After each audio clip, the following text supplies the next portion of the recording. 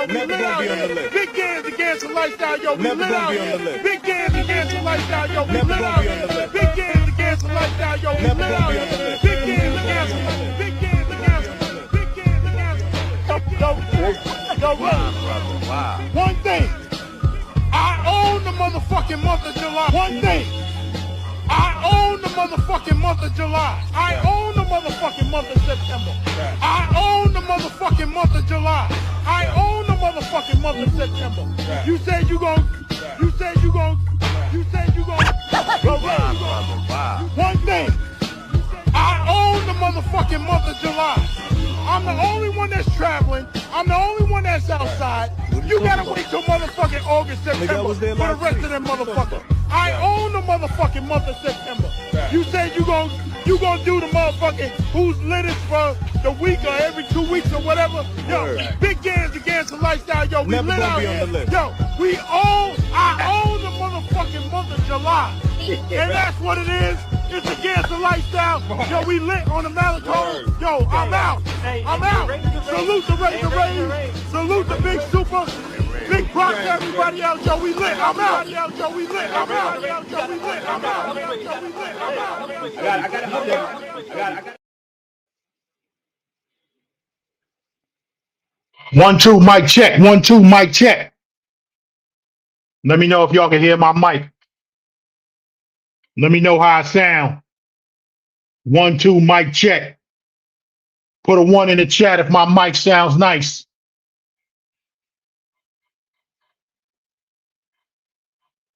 1 2 mic check. 1 2 mic check. Let me get a 1 in the chat if the mic sounds nice. It's Big Gans on the set with no regret. Shout out to Lounge Low from the 160. Shout out to the whole Killer Hill. Know what I'm saying? I'm gonna go old school. If any Parkillians in the building, I'm gonna go old school for y'all. Shout out to the Rec Posse. Shout out to the DMD Posse. That's old school 1980s. OG Davis in the building. Let me add him to the stage. Yo, what up? What up? What up? What's good? What's good? We in the building. We in the building. Yo, it's been a minute. It's been a minute. Know what I'm saying? I had a whole diatribe to start off with. You know what I'm saying? But I'm gonna start off with something else because I've been playing this. I've been playing this in the background on Instagram for a minute now. You know what I'm saying? But hold on. Before we even start that, let's go here with this. Y'all know how I do. It's always the scent of the day. And the scent of the day, barn number 9, Lafayette Street. Know what I'm saying? We got it right here. As you can see, barn number 9, Lafayette Street. Know what I'm saying? This is for spring, summer, fall. Know what I'm saying? This will get you through 3 seasons. Bar number 9 is an Oriental Fougere fragrance for men and women.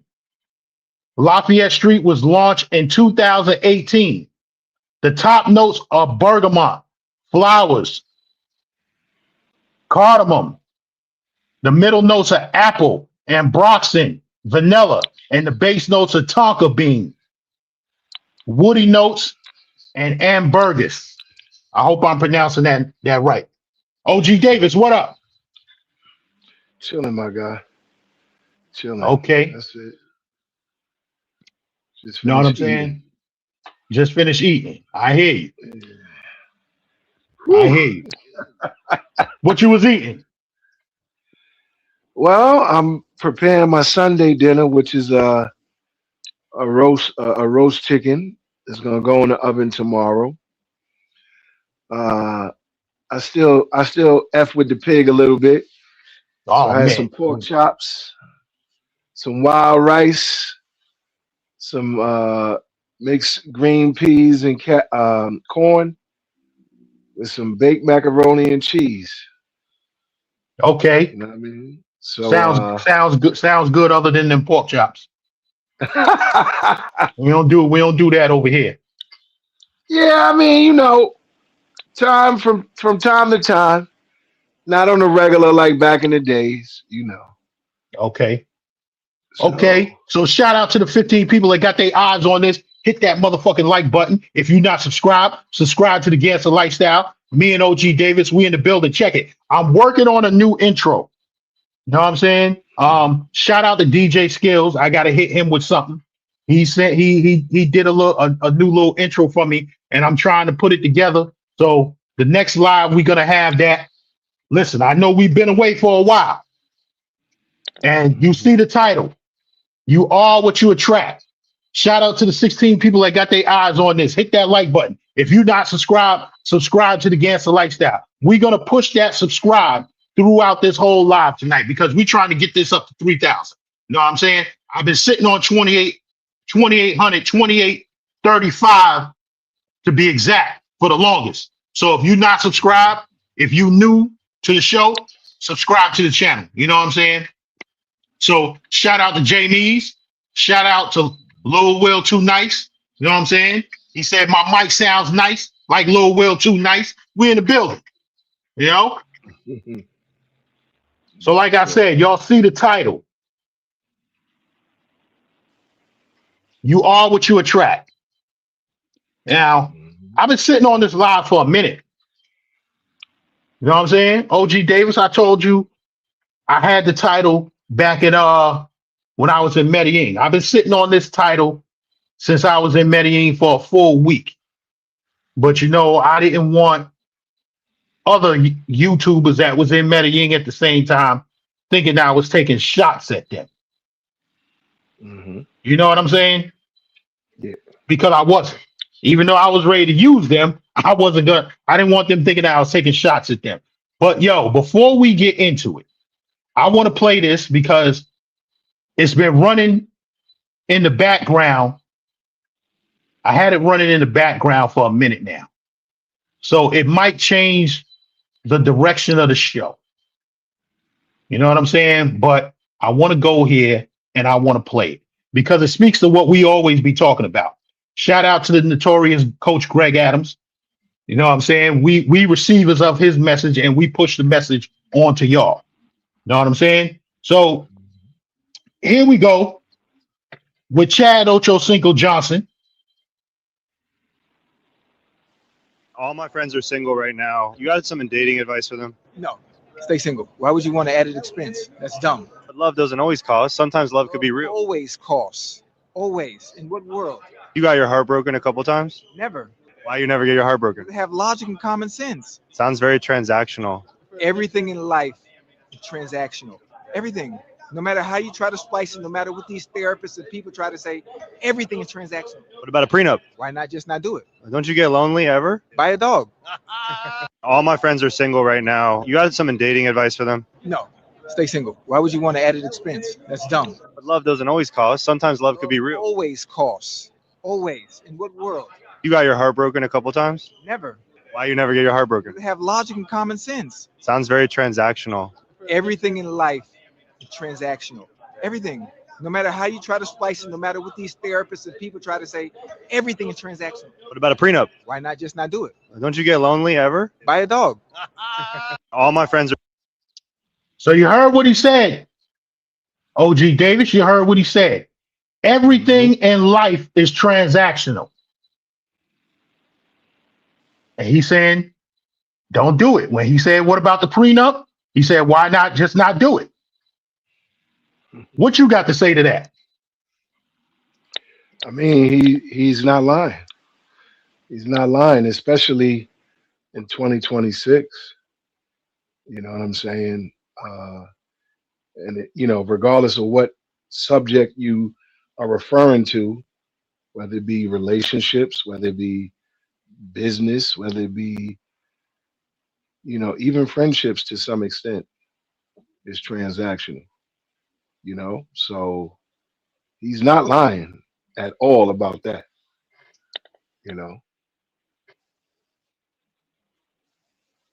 Right. And there's another one. I had another one. Let me see. That spoke to that. So yeah, like he said, everything in life is transactional. Shout out to Dwight J. Just into the building. Just typed in the chat. So like we've always been preaching over here. At the end of the day, all men pay. And I keep I hate to keep banging this hammer, right? And I was listening to another dude this morning, and he was talking about the whole passport bro thing. And is it simping? Right? Now, listen. He's a dude that I would say is probably under 40. I'm going to see if I can find the video because it should be in my history, right? So y'all can see a little bit of what he was saying. But so he was talking about simping. And I know he's not watching us, but anyway, let's explain this simping thing a little bit. Simping is not a dude that's going overseas, engaging in pay for play. You know what I'm saying? Whatever he's doing, if he's going overseas and he's taking a vacation and the women are just part of it, then that's what it is. If he's going overseas strictly for that, it's still not simping. He's paying a price to get what he wants. Simping is a dude who will do anything, spend money, get on his knees, do whatever she say, pretty much beg for the box. That's what a simp is. You got any pushback on that? Go ahead. No pushback. Let me add to that. Simping is basically attaining what you want at the expense of something. So in a lot of cases, most men will lead with their wallet, even though leading with your wallet is always not a case of simping. So they'll lead with their wallet basically to get the girl's attention, to, do any and everything that the girl wants financially, with the hope to end up getting something in return, or as they say, return on your investment. And 9 times out of 10, you typically don't get what you're in search of. Now, in regards to going overseas and, P for P, you're paying for a service. That's like going to the store or going to, let's say, Best Buy to buy a cord or whatever for your phone. Even though the difference is you're paying for a service, just like when you go get your hair cut. When you go get your hair cut, you spend X amount of dollars to cut your hair. So when you go on over there to some of these countries that are involved in red light district activities, you're not simping because you paid for a service. If you want to know what simping is overseas, that's when you get into the whole Western Union poppy situation. Yep. Okay. And you start sending money over and over in the hopes that the person you're sending the money to is strictly devoted to you, which we all know that that's BS. Because how can you control someone that's all those thousands of miles away, and most likely you've dealt with these individuals that do red light district activities, so they're going to continue. All you're doing is just covering the expenses that she don't have to work hard for. So. Right. Salute the Jersey hitter. He's in the building. You know what I'm saying? Also, we got a goal here. We got a goal. We got a goal up there. So let's try and meet the goal. 10 super chats, $5 each. Know what I'm saying? But more importantly, hit that like button. Check it. I'm gonna go to the next one. But let me touch on one thing you said. Let me ask you a question, better yet. So, dude goes overseas, right? Western Union poppy, sending the money, taking care of the girl or whatever, right? But when he goes to her country, is he not getting what he want? Is he not getting what he paid for? Or is he looking for love in all the wrong places? I would say looking for love in all the wrong places. Mm-hmm. Because you got to think like this: when you send in money, Western Union, you're not sending money for a service. You're sending money to help out. And when Okay. you're there, and you happen to meet said individual, however you meet them, you're what you call it. You're basically asking them, you know the typical question you ask to specific individuals, not all, but most of the individuals that are in these places. It's all about time. You know what I'm saying? It's the same thing like getting a haircut. It's all about the time, the appointment, whatever. But when you're sending money overseas under the term Western Union Poppy, you're basically helping out. So that could be labeled as a form of simping. But going over there on vacation and having a good time, and you want to add to your good time by enjoying those festivities, that's not simping. That's paying for a service. Right. Mm-hmm. So let's go on. Back. I just sent this over to my Instagram account. She's pretty much saying the same thing that Ocho Cinco said. Let's check it out. All women today are basically prostitutes. Even if you're married, you're a prostitute.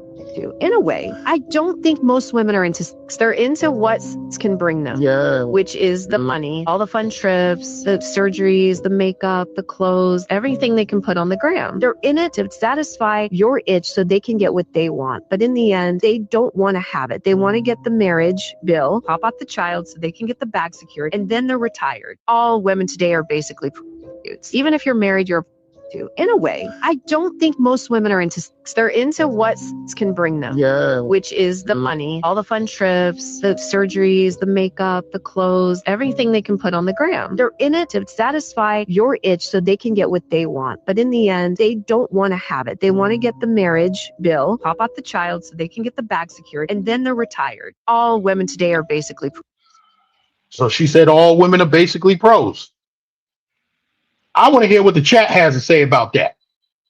All women basically pros. Dwight J, Lil Will Too Nice, Jersey Hitter. I want to hear y'all type in the chat. I want to hear what y'all say about that. All women are basically pros. OGD, what you got to say to that? I agree with her, not 100%, but a very high percentage of women today. Because you didn't have this, it probably was less of a percentage back in the days versus today, because back in the days, incomes were not as high as they are today. You know what I'm saying? And then you have to look at it like this. Most relationships today now, there's no goal in mind other than the guy wanting to smash and the girl trying to get something out of it, whether it be free food, whether it be money for bills. It's a very small percentage of people actually liking one another to be with one another these days.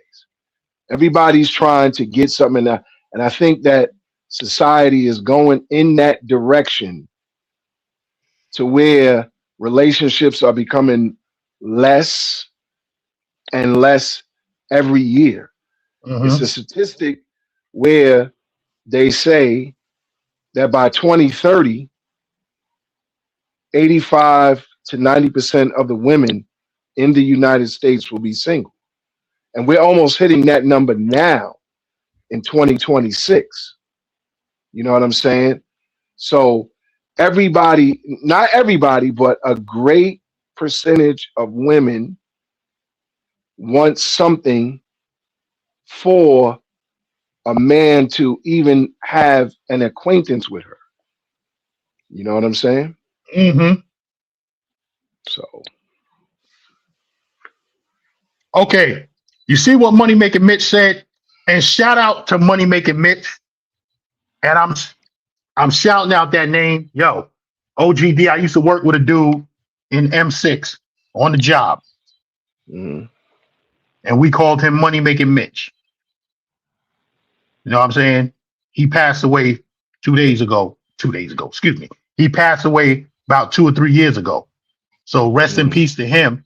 Money Making Mitch, you got a good name right there. You know what I'm saying? But yo, let me answer his comment. yeah, He says, answers. I agree, except the ones that have a career making good bread. But here's the explanation for the ones that are making good bread. The ones that are making good bread are career focused. You know what I'm saying? So when you're career focused, you're not really focused on a relationship. You're focused on attaining a career. So it all defeats the ultimate goal of us being in relationship. You know what I'm saying? A lot of those career women, they don't even have kids because they're focusing on their career, because they know if they have a kid, that interrupts their whole program of what they're trying to accomplish. So usually a lot of these career women will have these careers and do these careers up until their mid to late 30s, where pregnancy becomes even harder because your most fertile years are in the 20s. You know what I'm saying? So as you're getting older, approaching the 40s, it becomes even more difficult. And then what happens? They want to begin the relationship during that time. And most of these guys, they're not trying to go with older women. Why? No. Because older women to them is washed. Older women don't have that same femininity that they had when they was younger. You know, they're less fertile. Guys, believe it or not, are looking for women where their fertility is very high. Now that's not preference, that's nature. Now, listen, I'm not going to say that all of them are washed, and I'm just talking about looks. You know what I'm saying? And shout out to my cousin GZ in the building. You know what I'm saying? I'm not going to say that they're washed with their looks, but the attitude, right? And when a woman reaches 40 years old, she's setting her ways, especially if she's a career-minded woman. You know what I'm saying? She's not gonna be down to get on your program, whatever your program is. You know what I'm saying? So if you're an older man, you about your business and whatever, it's gonna be hard for her to follow whatever plan you setting forth for her. Because she got an attitude where, listen, I'm getting my own bag. I got the house. I got the car. What I need you for other than some D. You know what I'm saying? And then she's going to go and get a younger dude where all she got to do with him is do what? Buy him a PlayStation. You know what I'm saying? And then they end up, hold on. OGD, I got a bunch of them today. I got a bunch. Yo, like I said, I've been sitting on this live. We've been sitting on this live for a couple weeks now. Let's go right here. Dating in 2026 is so bad that it's got grandmothers out here saying they're single because they haven't met the right guy yet. You about to meet him. His name is the Lord. Dating in 2026 is so bad that it's got grandmothers out here saying they're single because they haven't met the right guy yet. You about to meet him. His name is the Lord. So what's the right guy? You got women 75 years old. OGD, you still there? I guess he bounced off. He'll be back. But yo, you got women 75 years old coming on Instagram. You know what I'm saying? Like, oh, yeah, I'm looking for the right one. And this, that, and the third. And like, yo, 75 years old. What's the right man? You haven't met him yet. You know what I'm saying? So it makes me wonder what's on these women's mind. You know what I'm saying? You talk that shit when you was in your 20s and your 30s. I'm about my career, my goals. You know what I'm saying? I'm trying to get my own bag. I don't need a man. You know, that's the type of shit that they on. And then when you get the bag, when you get the house, you know what I'm saying? You got the nice car and all of that. Now, as they say that they out here intimidating men. I'm like, yo, salute, Sean. I'm like, yo, what you mean? What you mean you out here intimidating a man? You not intimidating him. You priced yourself out of the game age-wise, not money-wise, age-wise. Because like OGD said, these dudes out here, 35, I'm saying 35, I'll push it up to 40. 40, 50, 60 years old, they don't want a woman that's their age. You know what I'm saying? They want a woman that's childbearing age. 20, well, I'm going to say 25. Couple, that's for me, my preference. 25, more like 28 to 30 and older. But, you know what I'm saying? Y'all know what I always say. Half a man's age plus 7. That comes from the Honorable Elijah Muhammad.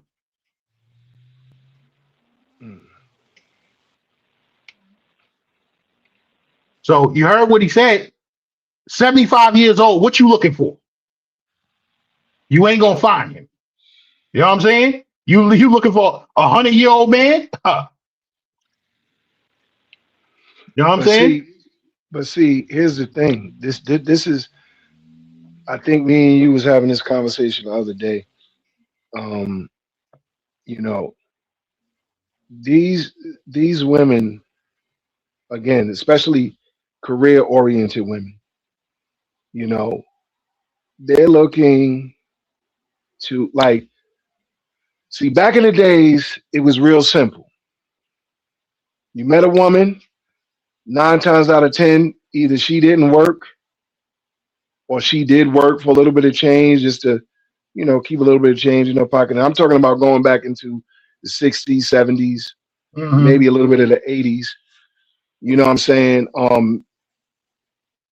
So once they had the women's liberation movement and these white women, or excuse me, Caucasian women were tired of being home and they wanted to be, if not equal, but be able to work and make as close as much money as a man did, that kind of made the home dysfunctional.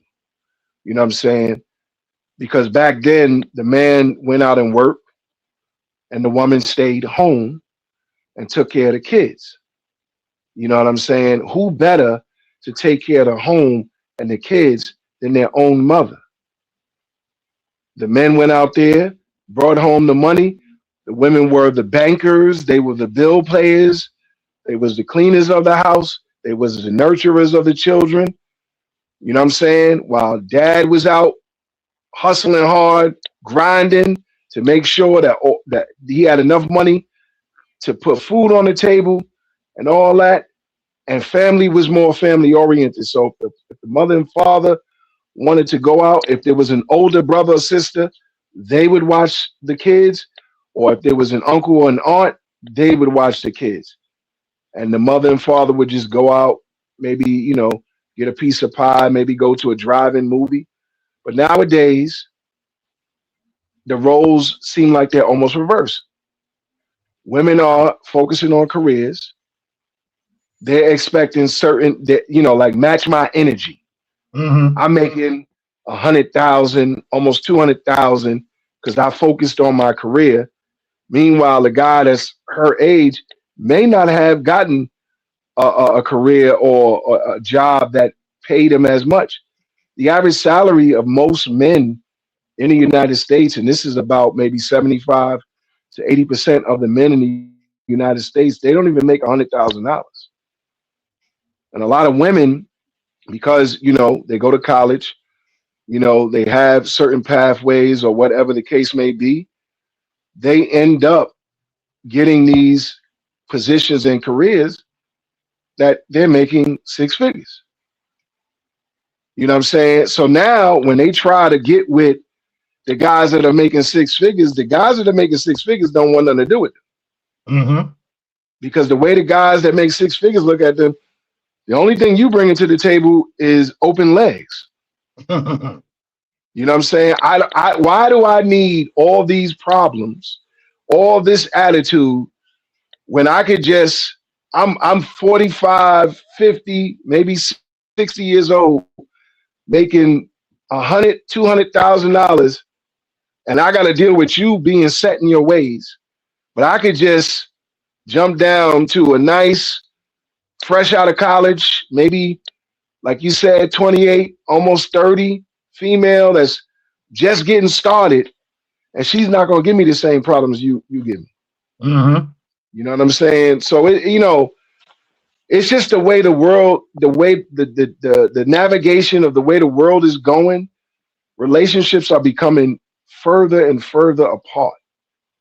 You know what I'm saying? And do I think that it's going to ever be the same again? Absolutely not. Absolutely not. It is never going to be the same. You might find that unicorn female that, is about building family and all that, but it's really, really scarce. So good luck with that one. Good luck with that one. Shout out to the 30 people in the building.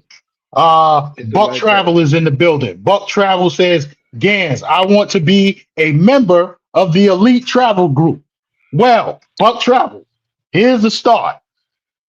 You buy a membership, right? You buy a membership, and then you become a member of the Gans Lifestyle team, right?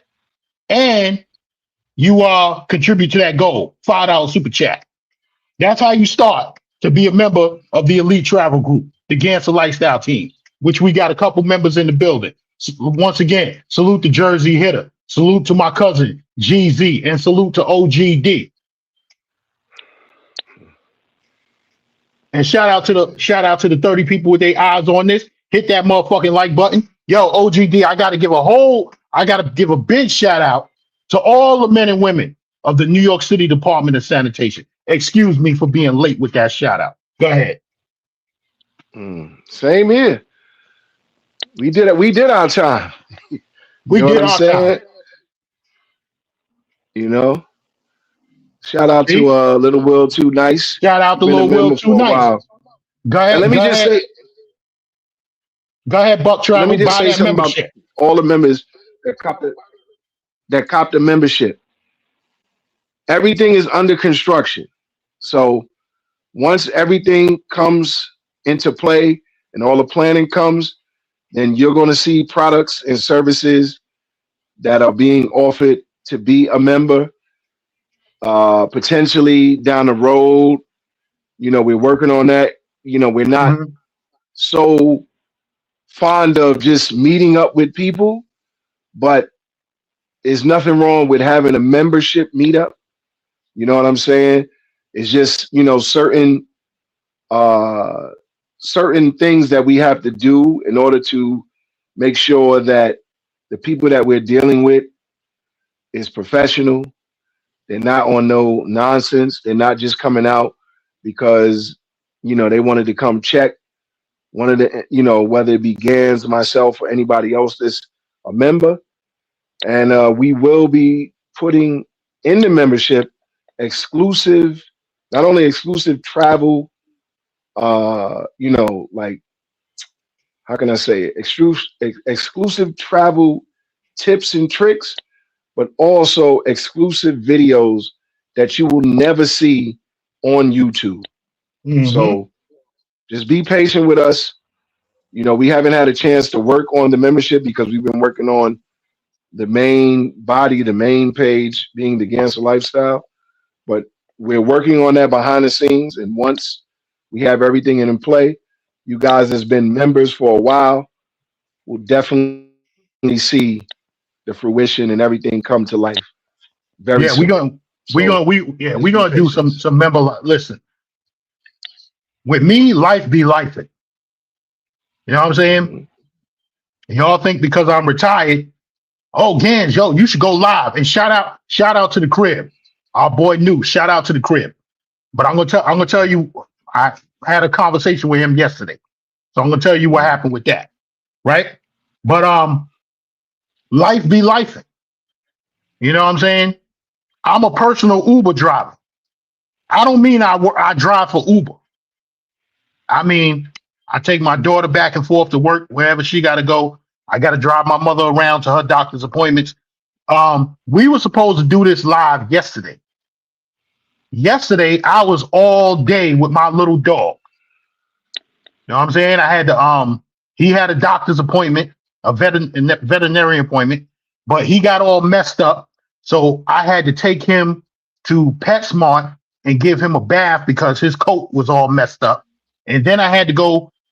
That made us late for the doctor's appointment. The doctor's appointment was 12 o'clock, right? That made us late for the appointment. So we had to sit inside the vet for about another hour and then his checkup. So by the time I finished running around with the dog, I was tired. And then I still had to run and go pick my daughter up from work. So, you know what I'm saying? I was tired. I didn't feel like doing no live. You know what I'm saying? So life be life. And I wish I could come live a little bit more often. You know what I'm saying? Because listen, we be having real topics over here.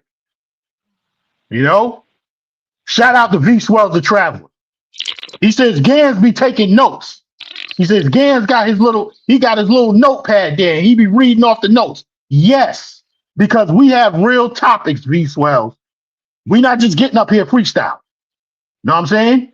Everything that we are, all the titles and everything that we come up with, these are reactions to certain things that we see in life, certain things that we see on the internet, certain things that I see on television. You know what I'm saying? So I jot shit down.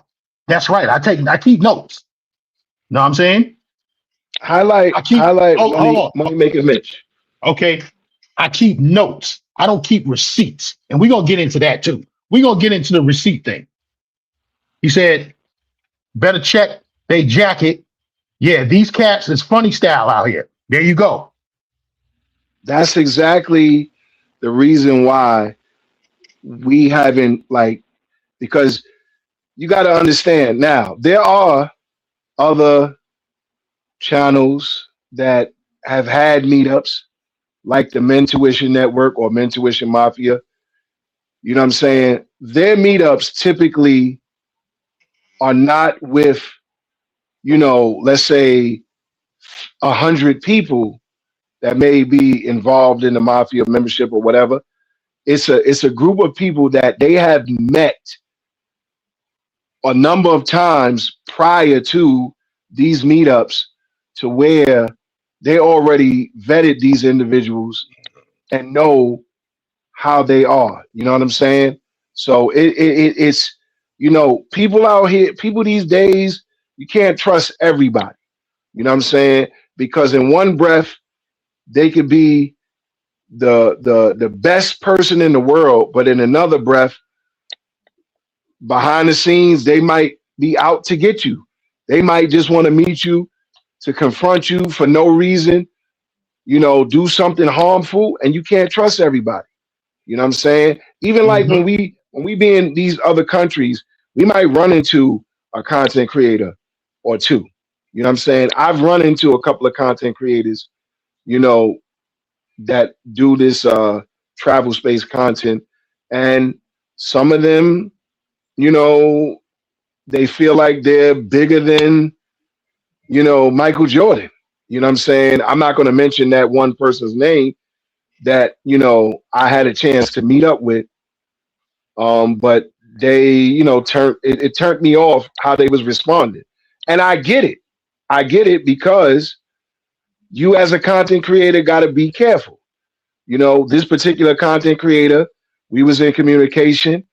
And the thing that threw me off was, well, a lot of people be acting funny, so don't be coming around acting funny style. Now, at first, initially, when I heard that, I took offense to it But at the same time, I had to remember this person doesn't know me.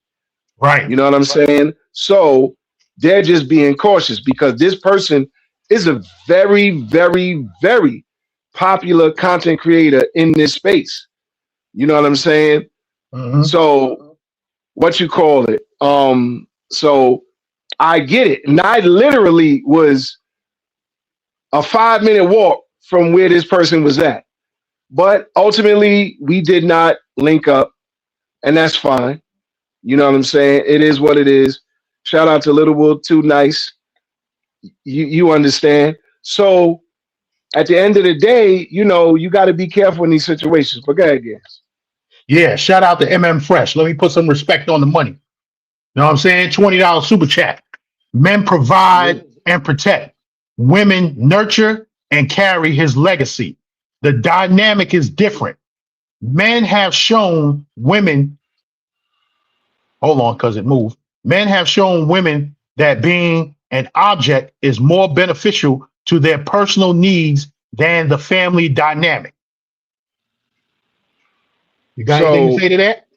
So MM Fresh, I'm trying to understand the angle you're coming from because you definitely said in the first part of your comment what is correct. Yes, the dynamic is different, right? In 2026. Men have shown women that being an object is more beneficial to their personal needs than the family dynamic. Not in every case. If I had to put a percentage on that, I would put it 50-50. Because now we're talking about we're actually, this comment could lead us directly into the title of this live. You said men have shown women that being an object is more beneficial to their personal needs than the family dynamic. Now, I agree with you 50-50 because not all men think that. Now, of course, you want a woman that's attractive. And we've learned over the years as time has changed that men like to walk around with what we would consider a trophy piece. Now, why is that?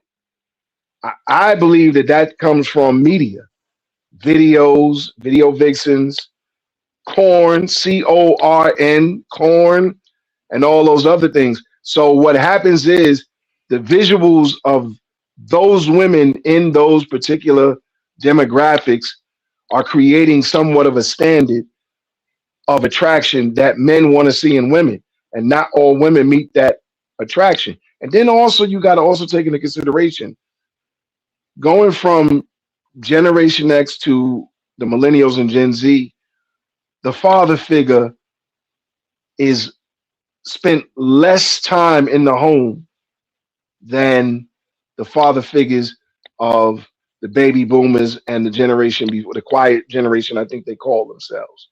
So I agree with you. I actually agree with your statement. I'm not even going to, I don't have no argument or debate on it.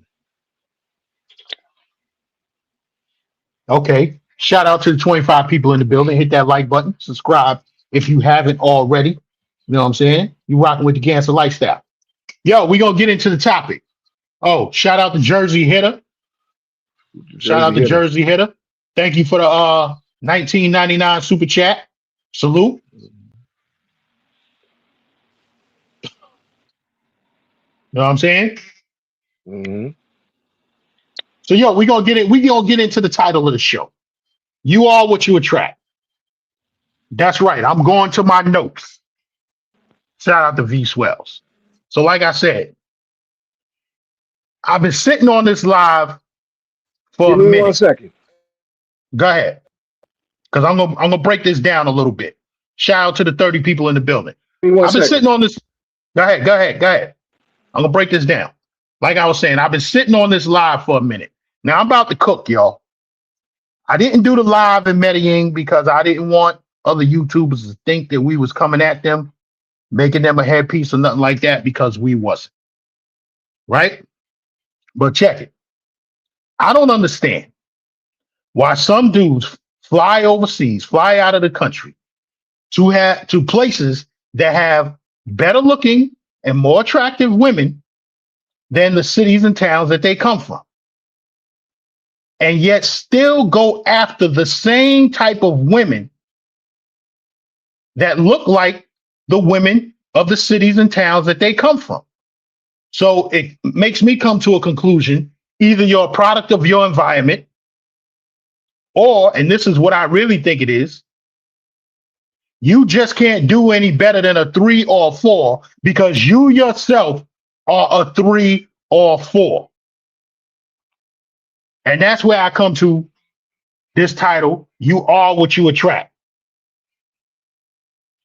So you as the watcher of YouTube, right? Shout out to Ronin Travelers in the building. You as the watcher of these YouTubers, and I see it in the comments, I see it in a lot of the chats, right? You want the YouTuber to rock with an 8, 9, or a 10, right? But most of these guys, they're not 8, 9s, and 10s themselves. They're a 4 at best. And I'm not putting a whole lot of on myself, but you know, I am a handsome motherfucker and I keep myself clean cut and smelling good. You know what I'm saying? But yo, like I said, most of these dudes are 4 at best, right? So the math isn't mathing. Yo, Gans, give me like 5 minutes. Go ahead, do your thing. I'm gonna go on mute. I'm gonna drop the link for Ronin Travels. Yeah, do your thing. I'm gonna come right back. I'm gonna go on mute. And check it. We being selective to the people that we bring up. I'm gonna drop the link. I'm gonna let you know if I'm gonna bring you up or not. But I'm dropping the link for Ronin Travelers if he wants to come up.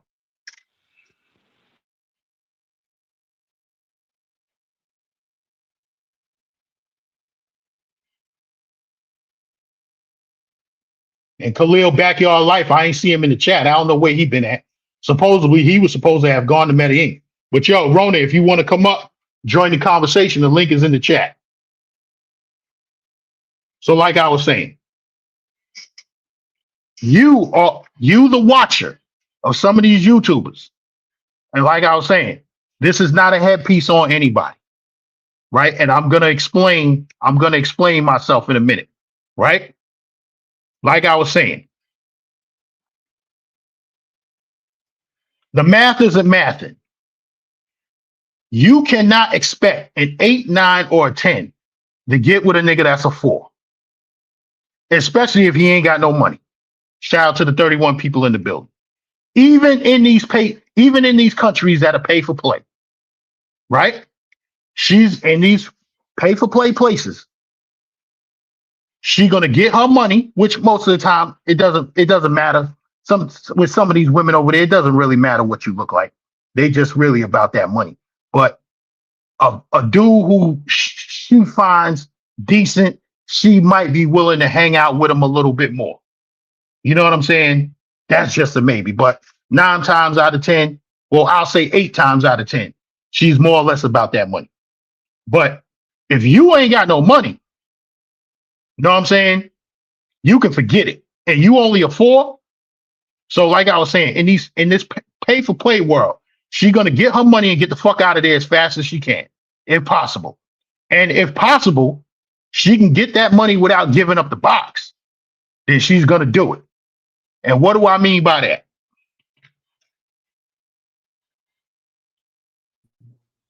Ronin, salute. So what do I mean by she gonna get her money without giving up the box?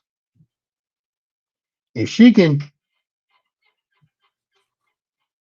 and get up out of there, she gonna do that. Know what I'm saying? Shout out to Israel Mills, Real Spill, Israel Mills. Welcome to the Ganser Lifestyle, brother. We in the building. Yo, Big Gans, what's good, bro? Thanks for the $4.99 super chat. So like I was saying, Ronin, if she can come up in there and get it off just like that and get her money and get the hell up out of there, she gonna do it. That's a win for her. Oh, absolutely. You know what I'm saying? Like Jersey Hitter just said, in and out, all business. Bro, there's a business to them. They trying to hit the numbers too. That means if you ain't paying a lot of money, man, she trying to get up out of there so she can find another client before the end of the night. Mm-hmm. You know what I'm saying? So, like I said, hey Ronan, I got to speak the realness. Listen, when I go to these countries, listen, I'm pretty much a people watcher. Let me go back to my notes because, like I said, hey Ronan, we men a certain age. I got to write shit down. You know what I'm saying? So check it. I stay keeping notes. I got Of course. next to me all the time. I keep notes. I don't keep receipts. So check it. When I go to these countries, I'm mostly a people watcher. And what that means is I find a spot to chill, right? Where I can sit, order drinks, maybe food, if they have food, and I just watch the action. You know what I'm saying? The action is entertainment to me. You know, for some of the people who know me from the old Sasua days, shout out to my cousin DG, he in the building. You know what I'm saying? For some of y'all that know me from the old Sasua days, if you remember the old Rumble before they remodeled it, they used to put chairs on the sidewalk. Shout out to Caribbean Casanova. He remembers me from there, right? I just used to sit there, right? Maybe around, you know, we be out during the day or whatever. I go home, take a shower, take a nap, come back outside maybe around 7, 8 o'clock. And I just sit there in front of Rumba and people watch. And I would sit there until Classical opened up. You know what I'm saying? We didn't go inside Classical until around 11 o'clock. So I would sit there and just people watch. Sometimes I would fall asleep. You know what I'm saying? I'm sitting in front of Rumba and I'm nodding off, falling asleep. But that, you know, that's what I used to do. I just used to sit there and people watch. Because like I said, it was entertaining. It's entertaining for me. But the whole thing, you doing that, Gans, people are watching you. That's the thing people don't understand. Of course, yeah, of course. People are observing you, so then you become part of that area and that community. They're used to seeing you, so they want to talk to you. Right. Because they see you out hanging out, trying to vibe with the community, not just popping out when it got dark. Right. So after they remodeled Rumba, for those of you who've been there, salute to Jersey Hitter. He's been there. He's been to the new Rumba. Shout out to my cousin once again. Me and my cousin, R.I.P. to my man Breeze. My cousin, and my man Breeze. We used to sit on the stools right there, and right soon as you enter Rumba, they got stools, bar stools to the left and the right, and we sit right there, and we laughing, we drinking, and we watching the people walking up and down the street. You know what I'm saying? All night, and we having a good time. Like I said, it's entertainment. You know what I'm saying? So, like I said, they remodeled Rumba, right? And I'm sitting there, we just watching the people. Now, if you come to Medellin, I got a spot called the Big Gans Corner. I'm sitting right there. There's a store there, there's a liquor store right there, right? Damn. They sell liquor, they sell potato chips, they sell beer, you know what I'm saying? And then there's another bar that's right across the street. You know what I'm saying? They used to sell food in there, but they stopped selling food for whatever reason it is. For anybody who wonder what I'm talking about, it's the spot right next to the hookah lounge. So they got a table and they got chairs there, right? So I'm doing the same thing, sitting there chilling, watching the people, watching all the action, laughing. Shout out to Jersey Hitter. He's been there with me. You know what I'm saying? And that's what I do, right? I'm just sitting there watching all the action, right? So what kills me is to see dudes, you fly out of the country, right? And listen, if you're flying out of the country, why not go for the best that you can get? That's the question I'm asking. I'm confused with that myself. Do you see it over there in Philippines and Thailand and all of that? Yeah, but come on now. Look, fellas, you got a blue passport. You are top 10 to 5 percentile in any damn country you put down on.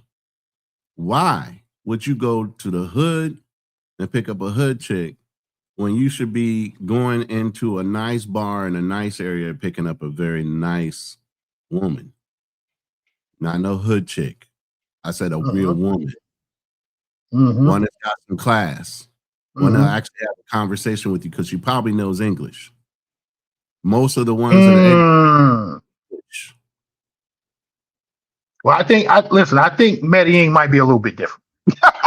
Right. I mean, it's not different, but if you sitting in Park Yaris, not saying that she's not gonna know any English because there's some out there.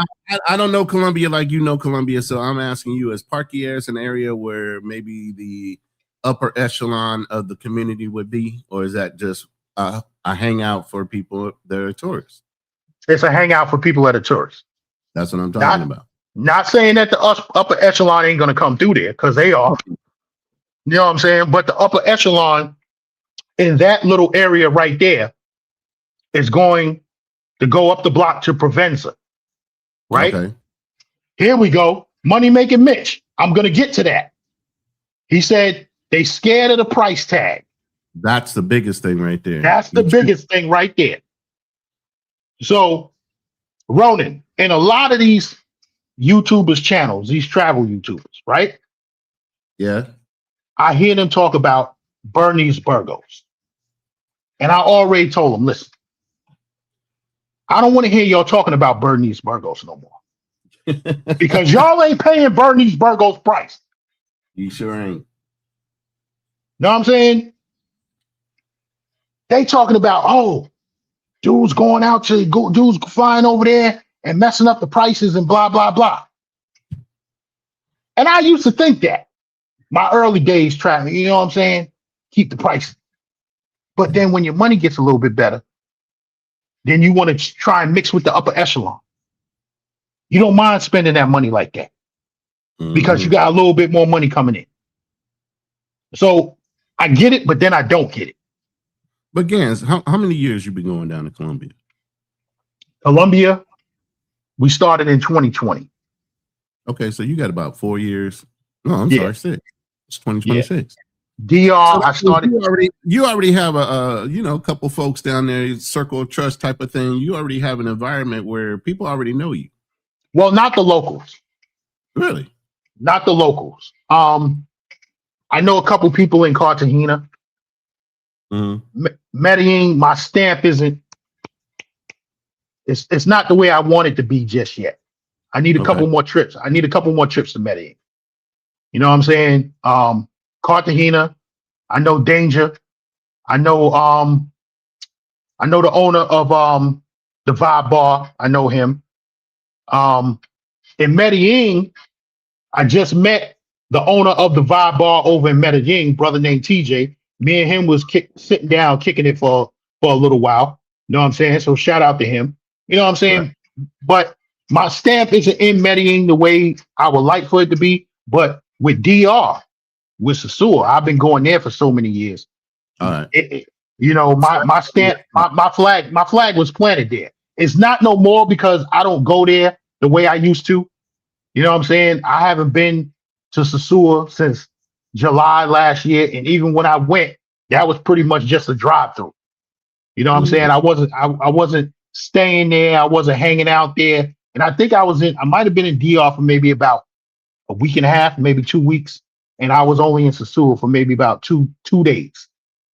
And I wasn't in there, like I said, that was a drive-through. You know, right?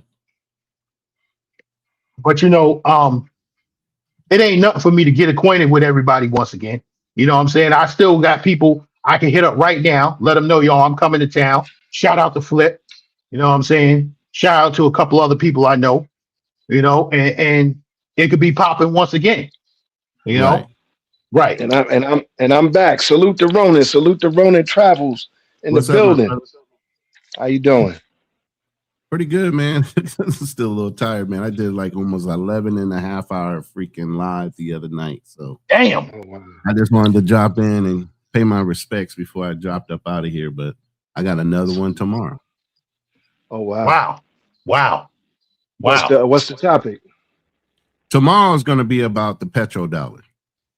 It's going to be me and 020. But yesterday it started off talking about the Jews in New Jersey. You know, Okay. your Hasidic Jews and what they're doing over in Lakewood, and also Jackson. So that migrated over into Iran, and then that shit just blew up from there. Once we got into the Iran thing, then it just pushed on until like 11 hours and 30 minutes. So I'm still recovering. I mean, those war talks and all the politics is happening with that presently, that can turn into a 2-day conversation. Very much so, especially with the politics, strategically looking at the military, what they cannot do. A lot of people bolstering about who's got the better military and whether they're ready for us if we show up on land. You know, Hog Island is the next place we gonna hit.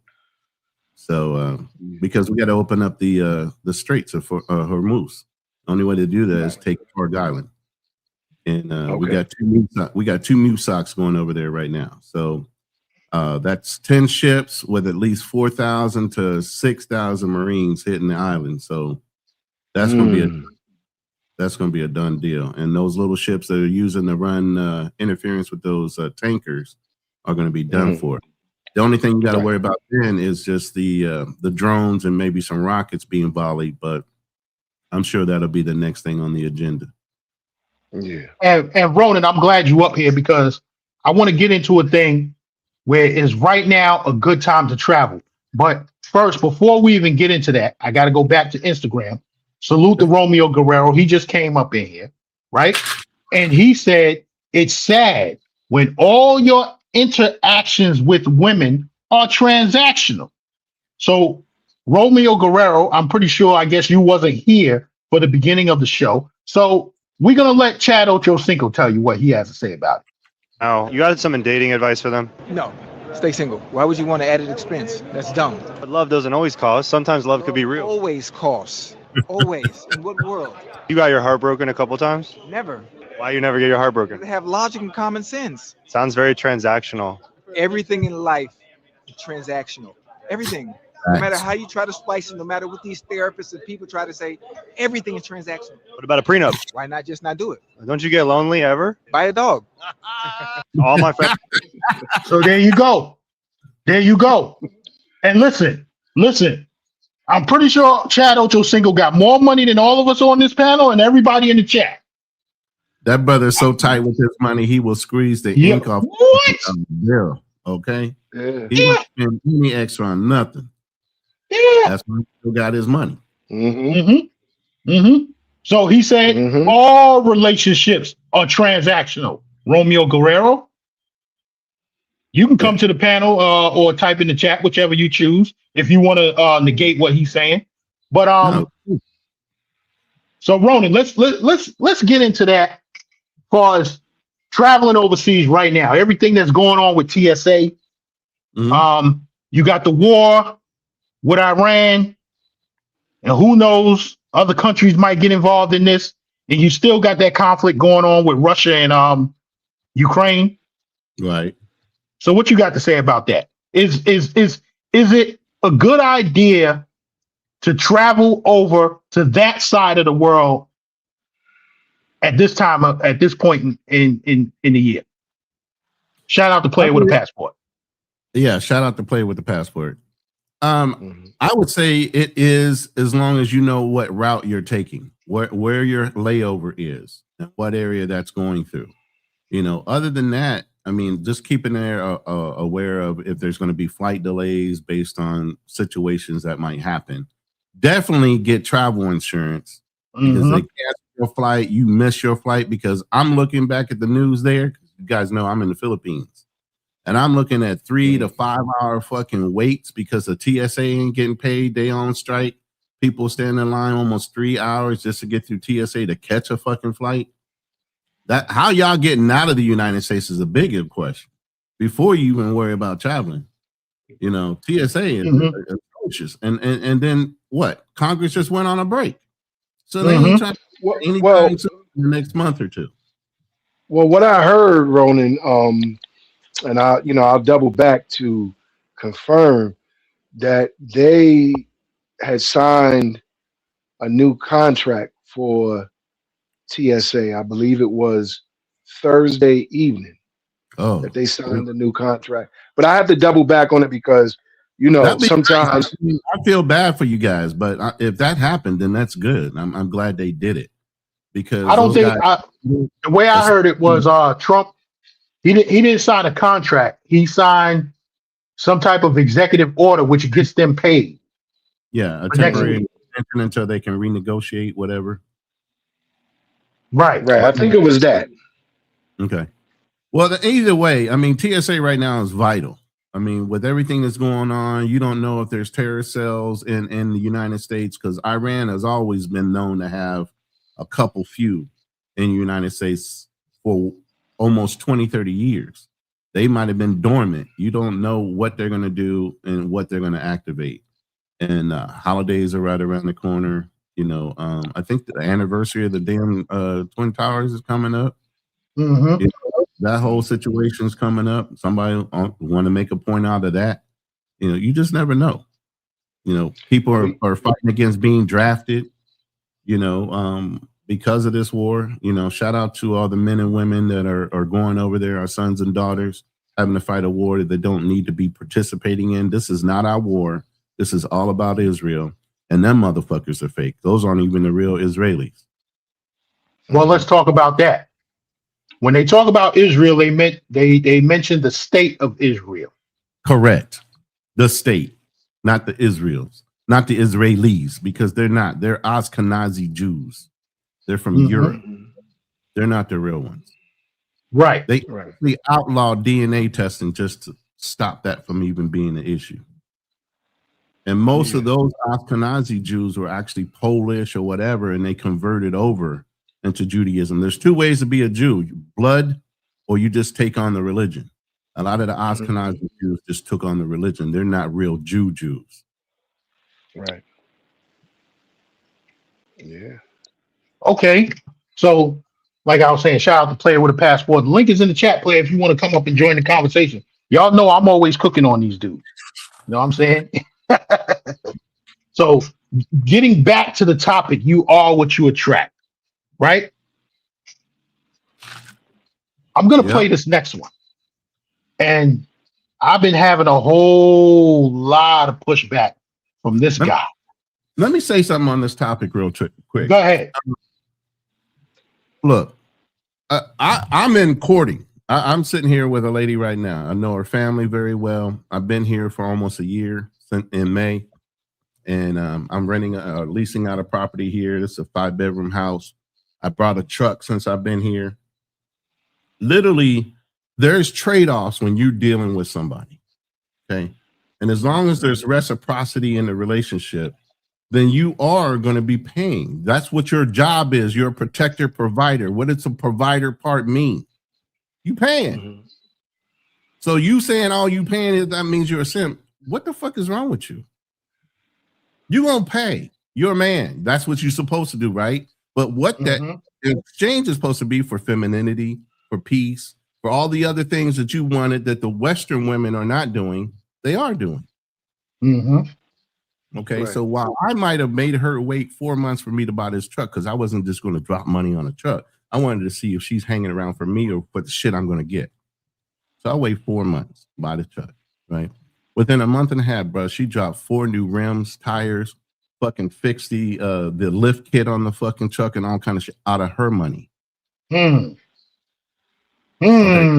Reciprocity. She understands we have commonality in certain things.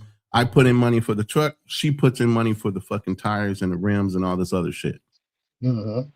That's where you know a girl's giving back and she's not taking more than she's giving back. Besides for all the things she does, she cooks for me. You guys will see her coming around giving me drinks while I'm on lives and different things like that. She's always looking after me.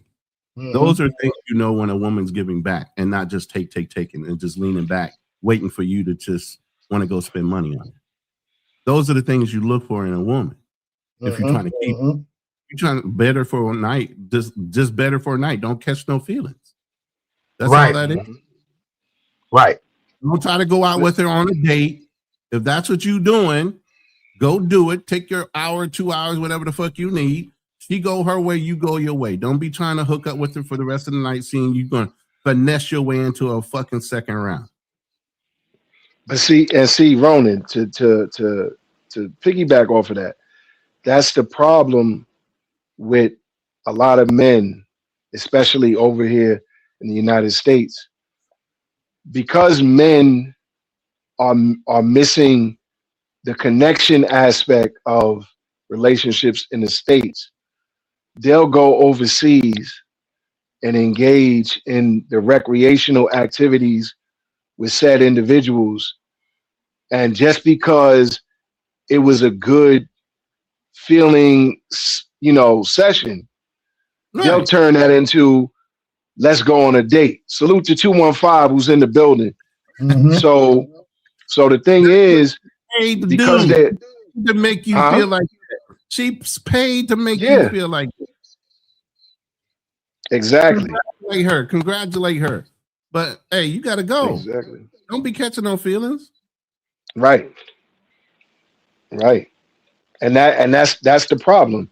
The problem is that a lot of men misunderstand what the purpose is. You got her for the purpose of recreation. You didn't get her for the purpose, because if you got her for the purpose of anything else, then recreation would have never been the starting point.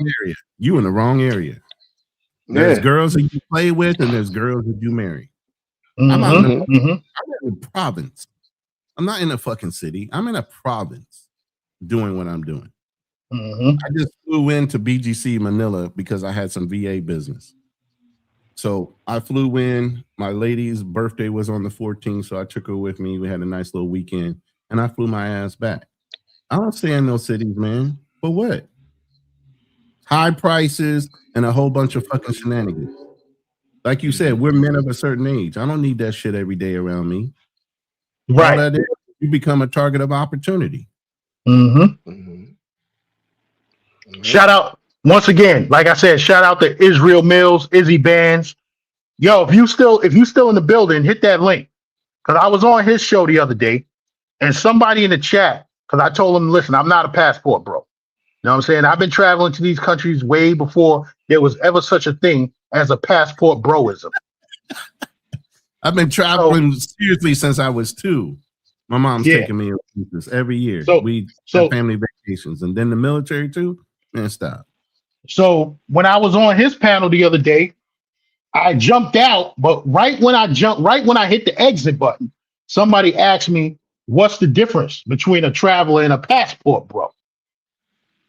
Y'all want to get into that? Yeah. Listen, I'm not a passport bro. I'm not overseas looking for a wife. No disrespect to those who do that. Right. We're on different modes. Yeah, we're on different modes and different missions in life. I'm not looking for a wife. I'm looking to go over there, have fun, party, you know what I'm saying? Enjoy myself, vacation. Maybe if we can possibly set up some money-making ventures overseas, then I'm all about that. But as far as looking for a wife, listen, I done did the wife thing. Y'all can have that shit. I'm still, you know what I'm saying? Hey, I'm still there. I'm not gonna. There are believers and there aren't believers. You done your one time, I've done 2. I'm a 2-time offender, and I'm still going for a third. And I'm still going for a third. Hey, Ronan, I'm a 2-time offender with you, man. I'm still looking for a third, man. Shit. I function better. Listen, I function better in a relationship, so I'm not distracted by all that bullshit, than not having one. You get what I'm saying? I need one that's gonna bring me peace. I don't need to be running around trying to track down what the fuck next thing I want to lay down with. Before I did this, I had 5 girls on my list, and they knew their pecking. You turn me down for I got one other person, and I can got another 2 that I can call in this city, and I got 2 others in 2 other states, and they all knew. I just don't feel like doing that for the rest of my life. I'm ready to go ahead and knock down one more. Yeah, but I'm trying to make sure this one is the one, and she is. So far, she's doing everything she's supposed to be doing. Listen, it only takes one time for me. If she wanna bounce, y'all watch up. Did y'all watch Snowfall? Y'all watch Snowfall? Y'all remember Jerome when Louis walked out? When Louis walked out the door, the best thing you ever had is walking out the door. What Jerome said? Bye. That's me. That's me. But we're gonna get back to the topic, and me and OG Davis, we always, sometimes we going at this dude, and I gotta say, I agree with this right here. A lot of his stuff I give some pushback to, but I agree with this part of what he's saying. This is Mr. Lucario. Oh gosh. Yeah, this guy. I got on a panel one time and got him to admit what the beauty standard is in his mind. He said he likes chicks one cheeseburger away from obese, brother. He said what? He said he likes chicks that are one cheeseburger away from being obese. What? He's got a big Spanish woman. Oh, a friend of mine who's probably in the chat says she's a white woman. This was almost 2 years ago that I got him to admit that. Because I kept on saying, what's your standard of beauty? Not the European standard. What is it? And then finally I got him to admit he likes big women. I'm glad, whatever you about to play, I'm glad we on this topic. Because I'm gonna break this dude down. Real talk. Okay, we could get into that. Let me add it to the stage. But listen, he's not talking about relationships or anything like that. But listen, let's just get into it. Hold on. I got the wrong one. Here we go. Yeah, it's still not playing. Can y'all hear it? Nah, you must have to reshare the screen. No. I thought I did. You still got the one where it's Lucario with his mouth open. We can see the mouse moving. Yeah, for some reason, that one. Oh, I gotta share the screen again.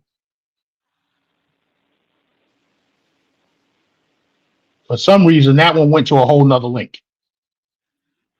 Yeah, Streamlord did some changes, man. I just came back. To be better looking, right? Because I know on the internet, you got a lot of these looks maxers telling you to hit your face with hammers and get double jaw surgery. And hold on for a second. Player with a passport, show your face in the background. Oh, that brother's legit. That's him. Yeah, but you know what the other dude been doing. Yeah, he's good though. I'll testify for him. Yeah. Okay, I had to make sure. So yeah, let's get back to it. rhinoplasty on your nose and all that other dumb shit. So basically, what I'm going to tell you is, all you got to do is these 5 things and maintain this. Fair use. Number 1, work out. Okay, if you work out, right, and get fit, you will look better. Number 2, make sure that you are getting haircuts. That means the haircuts, and also shaping up your mustache, beard, and all that other stuff to make it look neat. Number 3, skincare. Make sure that you are doing what you need to do, get the lotions, oils, whatever you need to do, and maintain that. Do that every day. Number 4, fix your teeth. Okay? Fix your teeth. Right? If you have crooked teeth, you can get those fixed at a dentist. Make sure that you make them as bright and white or whatever you need to do in that particular situation. Number 5, make sure that what you wear is on point. So the way you dress, right, should look good on you. It should be things that you like to wear that make you look good. Okay? So your clothes should look crisp and clean and look good on you, fit well, all that other good stuff. And that's what you gotta do. All you gotta do is do that and maintain that. So the main thing is the maintenance. See, what happens is a lot of these dudes on the internet, they want you to feel like there's something wrong with how you naturally look, right? So they're telling you to do all this weird shit with your face and, you know, take all these drugs and all that other nonsense. What I'm telling you is that all you need to do is do those 5 things and maintain that shit, and that is it. That's all you got to do. The dating game sucks for you, doesn't it? I know. Enough of that. Yeah, you about to promote his shit. Yeah. We not trying to promote his shit. I mean, he's real. I mean, and you take it to the next level. You talk about it. We talked about it on different shows, and that's you know, make sure you smell good. Yeah, make sure you smell good. Once again, the scent of the day. Bar number 9, Lafayette Street. There you go. You know, women know us from all over the world as black men always smell good. Especially black American men. But in a lot of these YouTube travel spaces, especially now, you got these traveling bums. Let's talk about it. Traveling bums. Right? Let's get right down to it. Salute player with a passport. Salute player with a passport. You know I'm about to go to my notes. He damn fool. Yeah, I'm going to my notes. Yo, man, shout out to the panel, man. Big Gans, OG Davis, Ronan. You know, what's going on, brother? Man, cooling. Just got off the JLB, man. These damn fools over here. Man, lost circulation on this well, man. I've been on this well for 18 hours, man. Yeah, you in the oil business right now. I mean, so tell me, how is this affecting what's going on with you? Did they have y'all drilling extra long and more hole? I mean, pulling up more oil? What are they doing for the oil here in America? Well, I mean, they're not really turning up any new wells. Turning them up, meaning because they can adjust how much well it produces. Yeah. You know, I'm not on the drilling side, right? I'm a truck driver. I contract, so I haul oil, and then sometimes I'll do some service jobs for a drill rig. But my contract is that a pompadour? What's the hairstyle that you got right there, bro? It's looking good over there. Man, you know, I'm parted and combed to the side, baby. Yeah. Them main waves, that's a tsunami, man. You know what I mean? That's God given. All right. Yeah. Go ahead. I didn't mean to interrupt you. I just caught that. Oh no, you good. But nah, man, I caught my contract back in 2015. I got a contract with two big oil companies. You know what I mean? And I got a direct contract. So It don't really, and I'm not saying it's the boast, but it don't really affect me that much. You know what I mean? I don't really, the effects of it, you know, good or bad, it's not going to really have a big effect on me. But overall in the oil field,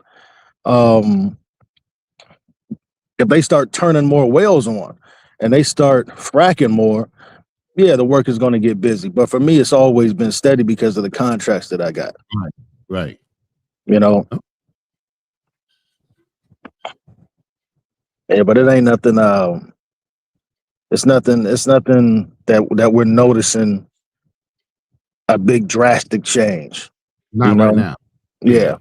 They'll probably turn up, right? Because there are some, the oil, the crude on the crude side, it's turning up, but it's nothing crazy. You know what I mean? It's not like the boom in 2013, 14, 2015.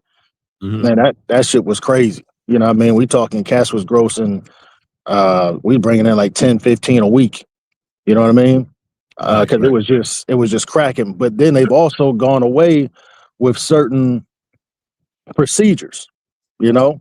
And you know, a lot of these procedures, they found a way over them, right? So the manpower ain't needed for certain things that were needed back in 2015. Right. You know, back in 2015, a guy hauling water that dude was making some money, right? But then they brought in the pipeline, right? So once they brought in the pipeline, they no longer need the water guy because they can just pipe that water in from whatever lake or whatever, you know? So it affects stuff like that. The biggest reason why I asked that is because everybody's like, oh, well, you know, Iran, look, we don't need Iranian oil. Mm-mm. We got the same shit coming out of Texas. Mm-hmm. And that shit is what we're going to use to dilute the Venezuelan oil that they're freely wanting us to work with them on, even though their pump systems are old and need to be refurbished. But and that's going to take some time. Man, the Straits of Hormuz. No, that's just reflective of how much the barrels of oil are costing, but it's not affecting us really right now at all. But people are panicking, wanting to hype this shit up more than it needs to. We don't need that oil, but we need to free up the oil for everybody else. So that's what we're doing. And right now, Iran is a target of opportunity. We didn't need to do shit. We're really literally just fighting this because of Israel. And that's what the white people even see. And they don't like that shit. Yeah. As far as on the worker side, if they were, let's say, you know, boom, breaking news. Venezuela, we got those refineries going over there. And shit. Yeah. That's when it's gonna really be turned up. Yeah, from a worker's perspective, hey, that'd be that'd be a lick. Right. That'd be a lick because that would be also considered a danger zone. Right. So danger zone money is you're gonna get your salary, but it's gonna go up. It's going 10x. Hazardous pay. Yeah. Yeah. That the other part of that is Iran was the only other people that were able to send their crude, which is what it's called, sweet crude or whatever, that was helping to dilute the Venezuelan heavy crude or sour crude. So with Iran being deterred right now, Venezuela can't do anything but work with the United States. So it's a win-win, even though we ain't got nothing to do with it. And yes, our sons and daughters are at risk, but at the end of the day, all that does is encourage that development and relationship with Venezuela. Yeah. And again, man, on a worker side, if anybody, I would look at Venezuela. If Venezuela kicked off, I don't know, like next year, like, yo, we good to go over here.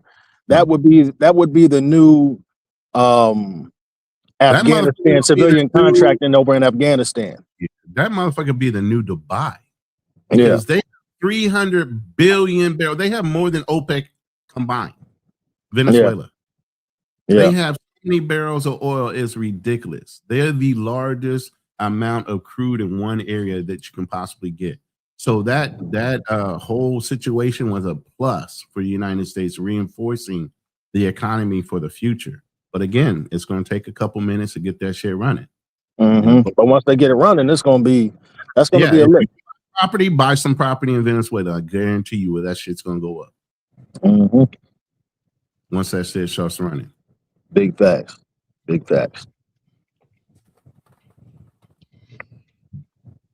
So y'all ready to get back to it?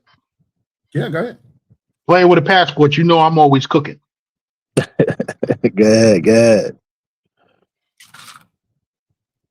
So like I'm coming with it. So here we go. So check it. If you're a bum ass nigga, you're going to attract. You are what you attract. If you're a bum ass nigga, you're gonna attract a bum ass chick.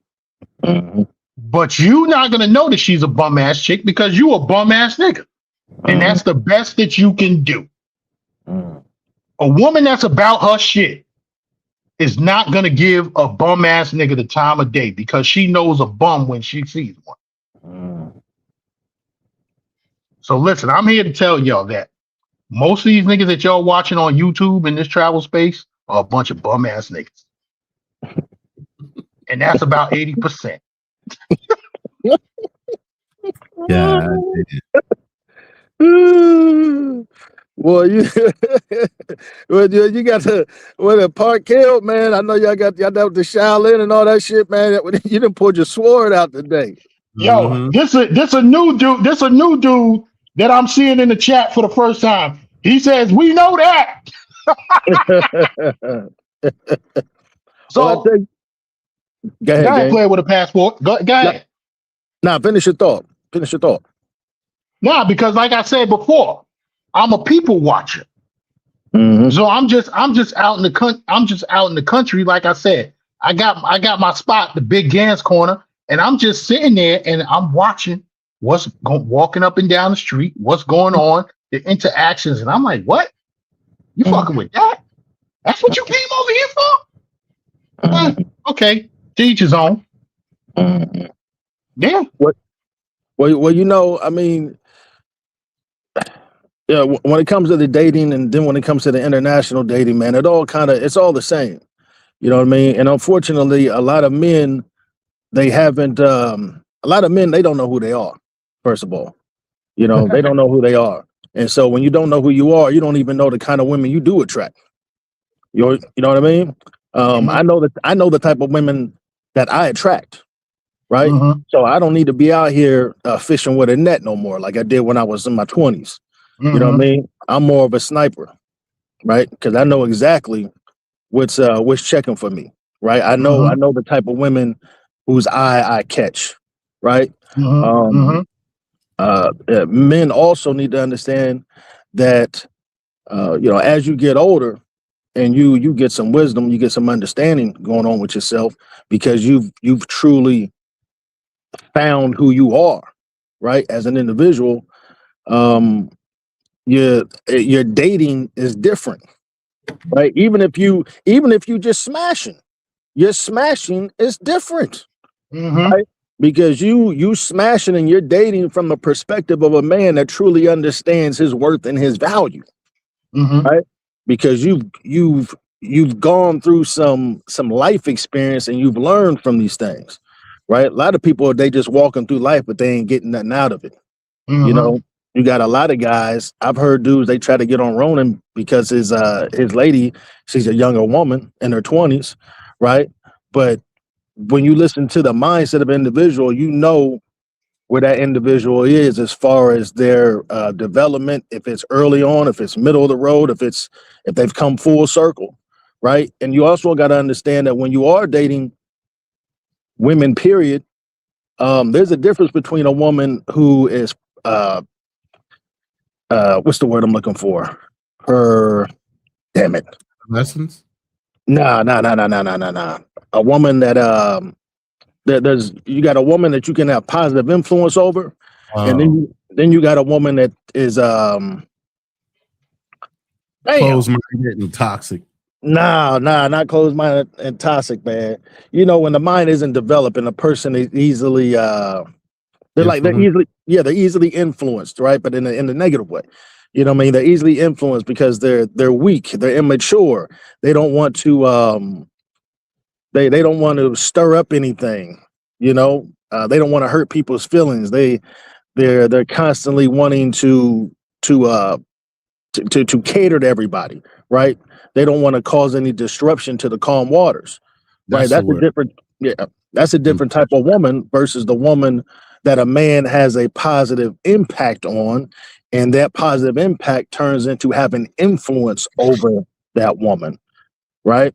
Because once you begin to have influence, she begins to look at you with eyes of admiration, right? But with that admiration comes responsibility as a man. Right?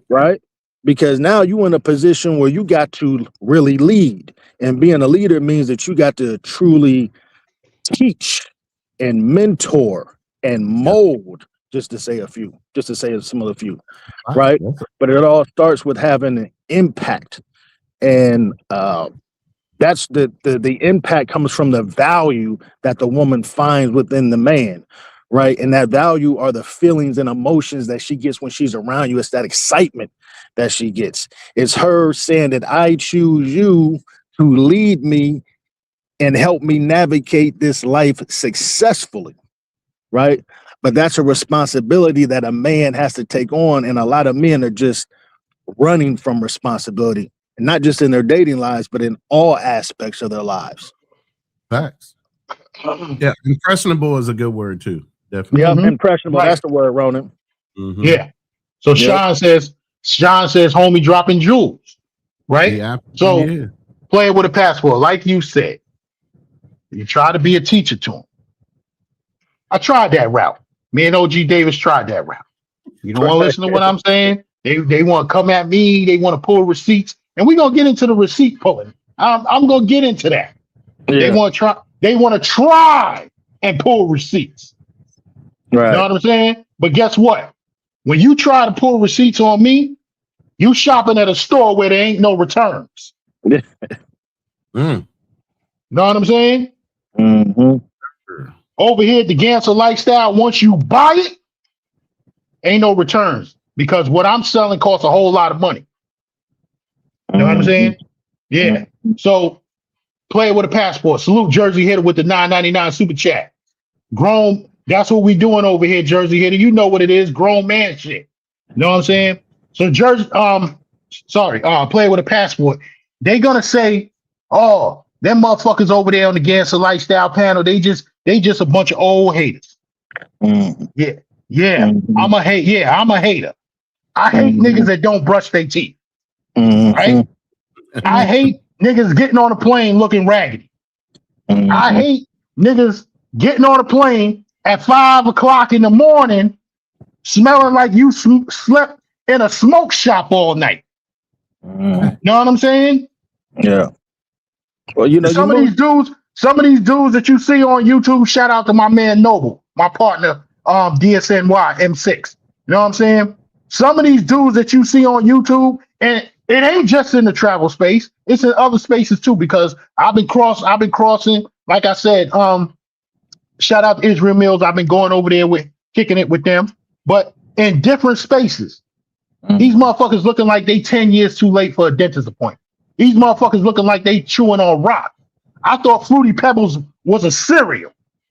Know what I'm saying? These motherfuckers chewing on fucking hard ass pebbles for real.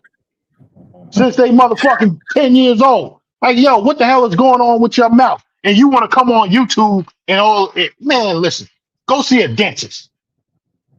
And when you come to Columbia, the dentist is cheap. So ain't no excuse for that shit. But y'all go ahead. Shout out to Noble. Shout out to Big Mac News. Well, you know, I was just gonna follow up and say that I find that a lot of these spaces, man, whether it's the travel space or just, you know, whatever kind of dating space. I was just talking to my homeboy, Alpha Kingdom. Shout out Alpha Kingdom. You know, it's my nigga. But you know, that a lot of these people are telling men that you ain't good enough, and there's a lot of that going on. There's a lot of men telling men that the woman ain't never gonna like you. You know, and I think as you become a more, well, I don't think, I know, as you become older, you become wise, you become more mature, and you truly begin to understand the dynamics between a man and a woman. You know that it's the man that the woman is drawn to. It's the man that the woman is attracted to. But when you constantly got people telling you that, yo, man, you got to be 6'8", you got to have clout, you got to have this many followers, you got to have this, you got to have that, they begin to get indoctrinated in some bullshit. You know, the fact of the matter is you can have the material things, but that's not what the female is drawn to, right? That can get her attention. That's some good bait, right? And when used properly, right, you can bait her in. But once she gets in, she still got to meet you. And it's you that she's going to be either attracted to or not attracted to. You know, and there's plenty of examples of that, right? I'm sure every man here has dealt with a female that was very attractive, right? But then when you start talking to her, you was just like, oh, man, this bitch, man. Your boy's like, yo, yo, man, what happened to a girl? Pfft, man, I can't do it, man. She just ain't it. You know, so it's the same thing when it happens to when it's taking place with men attracting these women, but again, they're being told that they're not good enough. They're being told that they got to be something else. And the fact of the matter is, all you got to do is be the best man that you can be, right? That's something I always say. It's just about being the best man. And when you're the best man, you're going to attract the best women, period. And the best version of yourself. Yeah, and if you playing, if you playing another game, then you can play that game too. Yeah. Right? But you can't be choosing, you can't choose a path and then complain about everything that comes along that path because you chose that path. Right? I can understand if I pulled you in, you know what I mean? And this ain't a route that you wanted to go down, you got every right to complain about it. But if you choose a route, you can't complain about that route because all you got to do is put on your blinkers and get out the lane. Mm-hmm. So yeah, I'm going back over. I want to play that segment from Lucario once again.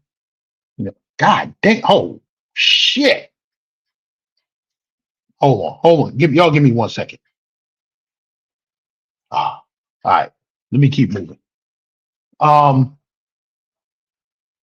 want to play that clip from Lucario once again because he spit the game shit, and I do have a lot of pushback from what he's saying when he talking the game shit because, and me and OG Davis, I'm gonna let you cook on that because me and you had a conversation on the phone talking about game in 2026, right? And you know what I always say, game is for broke niggas. But I want to play Lucario's clip one more time because I agree wholeheartedly with what he's saying in this clip. Tell you guys 5 things that you need to do to be better looking. All right. Fair use once again. I know on the internet, you got a lot of these looks maxers telling you to hit your face with hammers and get double jaw surgery and, you know, get rhinoplasty on your nose and all that other dumb shit. So basically what I'm going to tell you is all you got to do is these 5 things and maintain this. Number 1, work out. Okay. If you work out, right, and get fit, you will look better. Number 2, make sure that you are getting haircuts. That means the hair on your head and also shaping up your mustache, beard, and all that other stuff to make it look neat. Number 3, skincare. Make sure that you are doing what you need to do, get the lotions, oils, whatever you need to do, and maintain that, do that every day. Number 4, fix your teeth, okay? Brush your teeth, right? If you have crooked teeth, you can get those fixed at the dentist. Make sure that you make them as bright and white or whatever you need to do in that particular situation. Number 5, make sure that what you wear is on point. So the way you dress, right, should look good on you. It should be things that you like to wear that make you look good, okay? So your clothes should look crisp and clean and look good on you, fit well, all that other good stuff.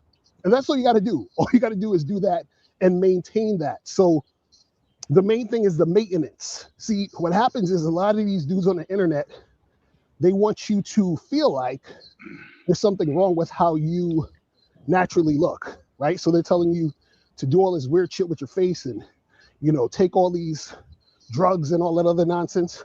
What I'm telling you is that all you need to do is do those 5 things and maintain that shit, and that is it. That's all you got to do. The dating. All right. I had to play that again. So like I said, me and OG Davis, we give pushback on the game shit. But in that segment right there, he didn't say anything wrong. Know what I'm saying? Mm-hmm. OG Davis, you go ahead. No, OG Davis, go ahead. Yeah. Yeah. So everything that he said is just basic life skills. You know what I'm saying? It's basic hygiene. You know what I mean? You know, however you work out, whether it be going to the gym, just walking, daily activities, just staying active, that's definitely up there. But one of his niches or his actual niche is about game. And game in 2026, I don't care what anybody says, and you could debate me on it, is dead. It's dead. You don't need game. Oh, salute to Ronan. He says we're having a blackout here. Okay. So hopefully everything, you know, turn out all right for Ronan. But it's really what it really all boils down to is mindset. You know what I'm saying? It's mindset. you know, they have one of the universal laws, and I know both of y'all are familiar with it, the law of attraction. You know what I'm saying? And it goes extremely well with this title. You are what you attract. So the energy that you put out is the energy that you'll get back in return. You know what I'm saying?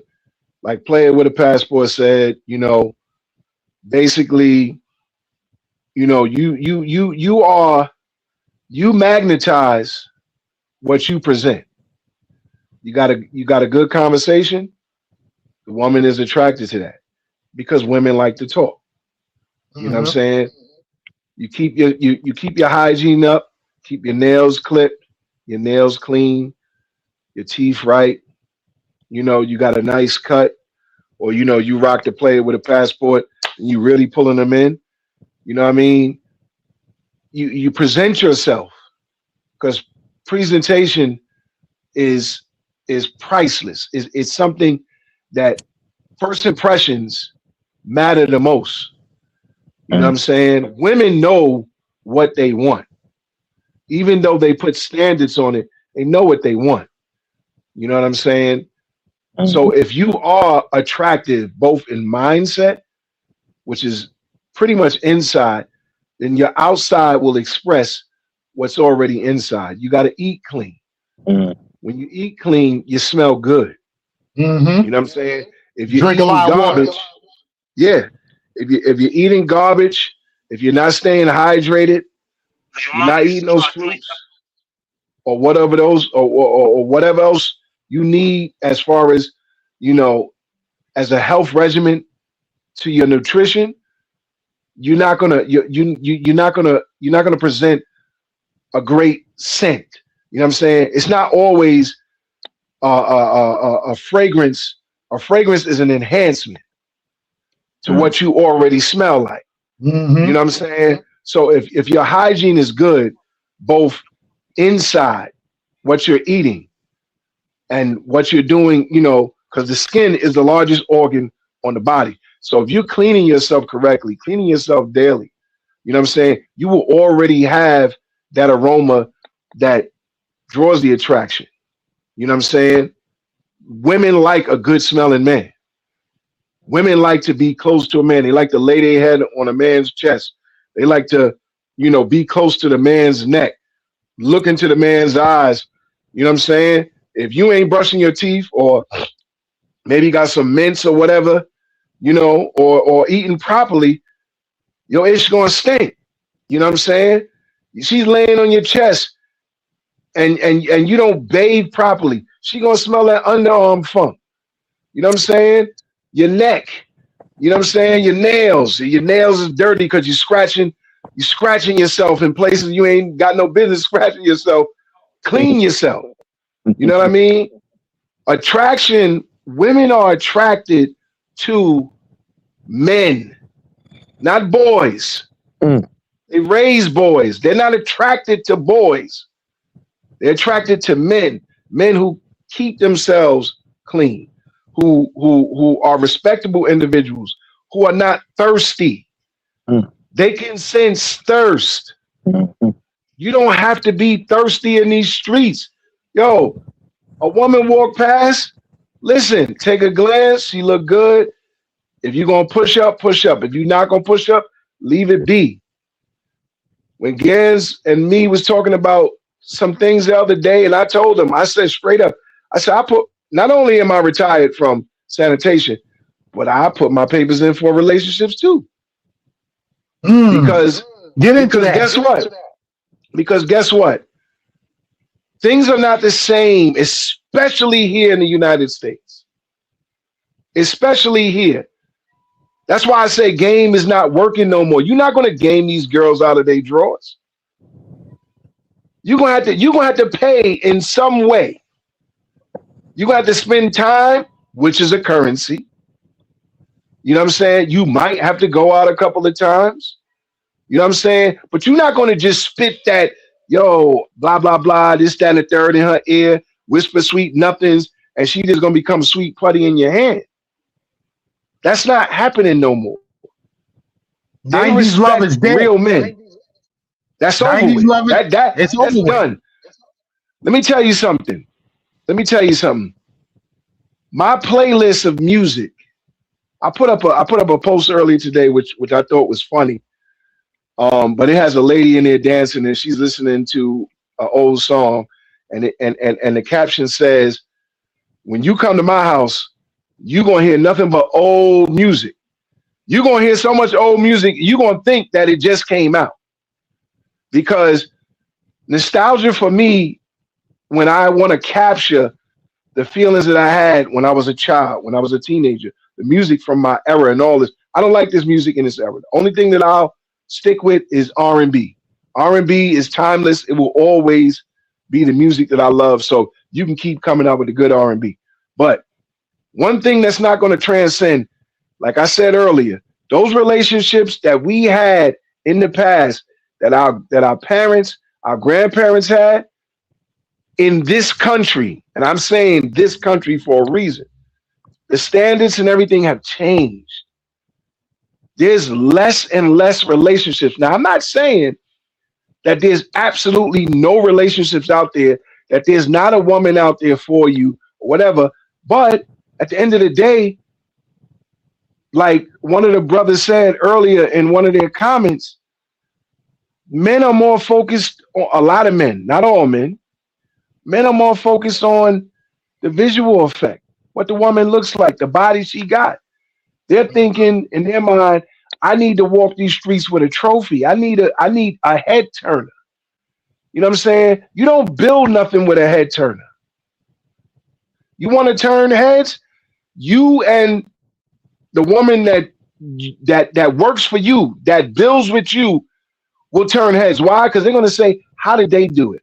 How did they build this business? How did they got kids, they're living good, they're going on vacation, they're having fun. So don't get me wrong. I'm not saying that relationships are completely over. But for me, OG Davis, I choose the pathway of, listen, I'm good right now. I'm good. And unless that unicorn pops up, and I'll know the unicorn, because my mindset will indicate this is the unicorn. And it's not going to be what people consider the baddest woman on the planet. It's not going to be the woman that got so many Instagram posts and so forth and so on, that everybody's hitting the like button, that everybody's putting comments, that everybody's thirsty over, that everybody's flooding the DMs. It's going to be the person that you least expect. Now, when you go over to these other countries, why do these women operate in those ways? Because this is how they was brought up. They was brought up on family values. Were the women in this country brought up on family values? Absolutely. No. Wait, hold on. No, I'm going to debate. Hold on. Let me tell you. We can debate. Go ahead. Let me tell you. Were the women in this country brought up on those values? Absolutely. From our generation. From our generation, they were brought up on those values. Now, when you go across the timeline of the millennials and Generation Z, and we're talking about dating online and dating apps and the advent of, or excuse me, the transition from social networking to social media, that's when all these things change. The only reason why the rest of the world is starting to change into that or going with the same transition is because of the cell phone.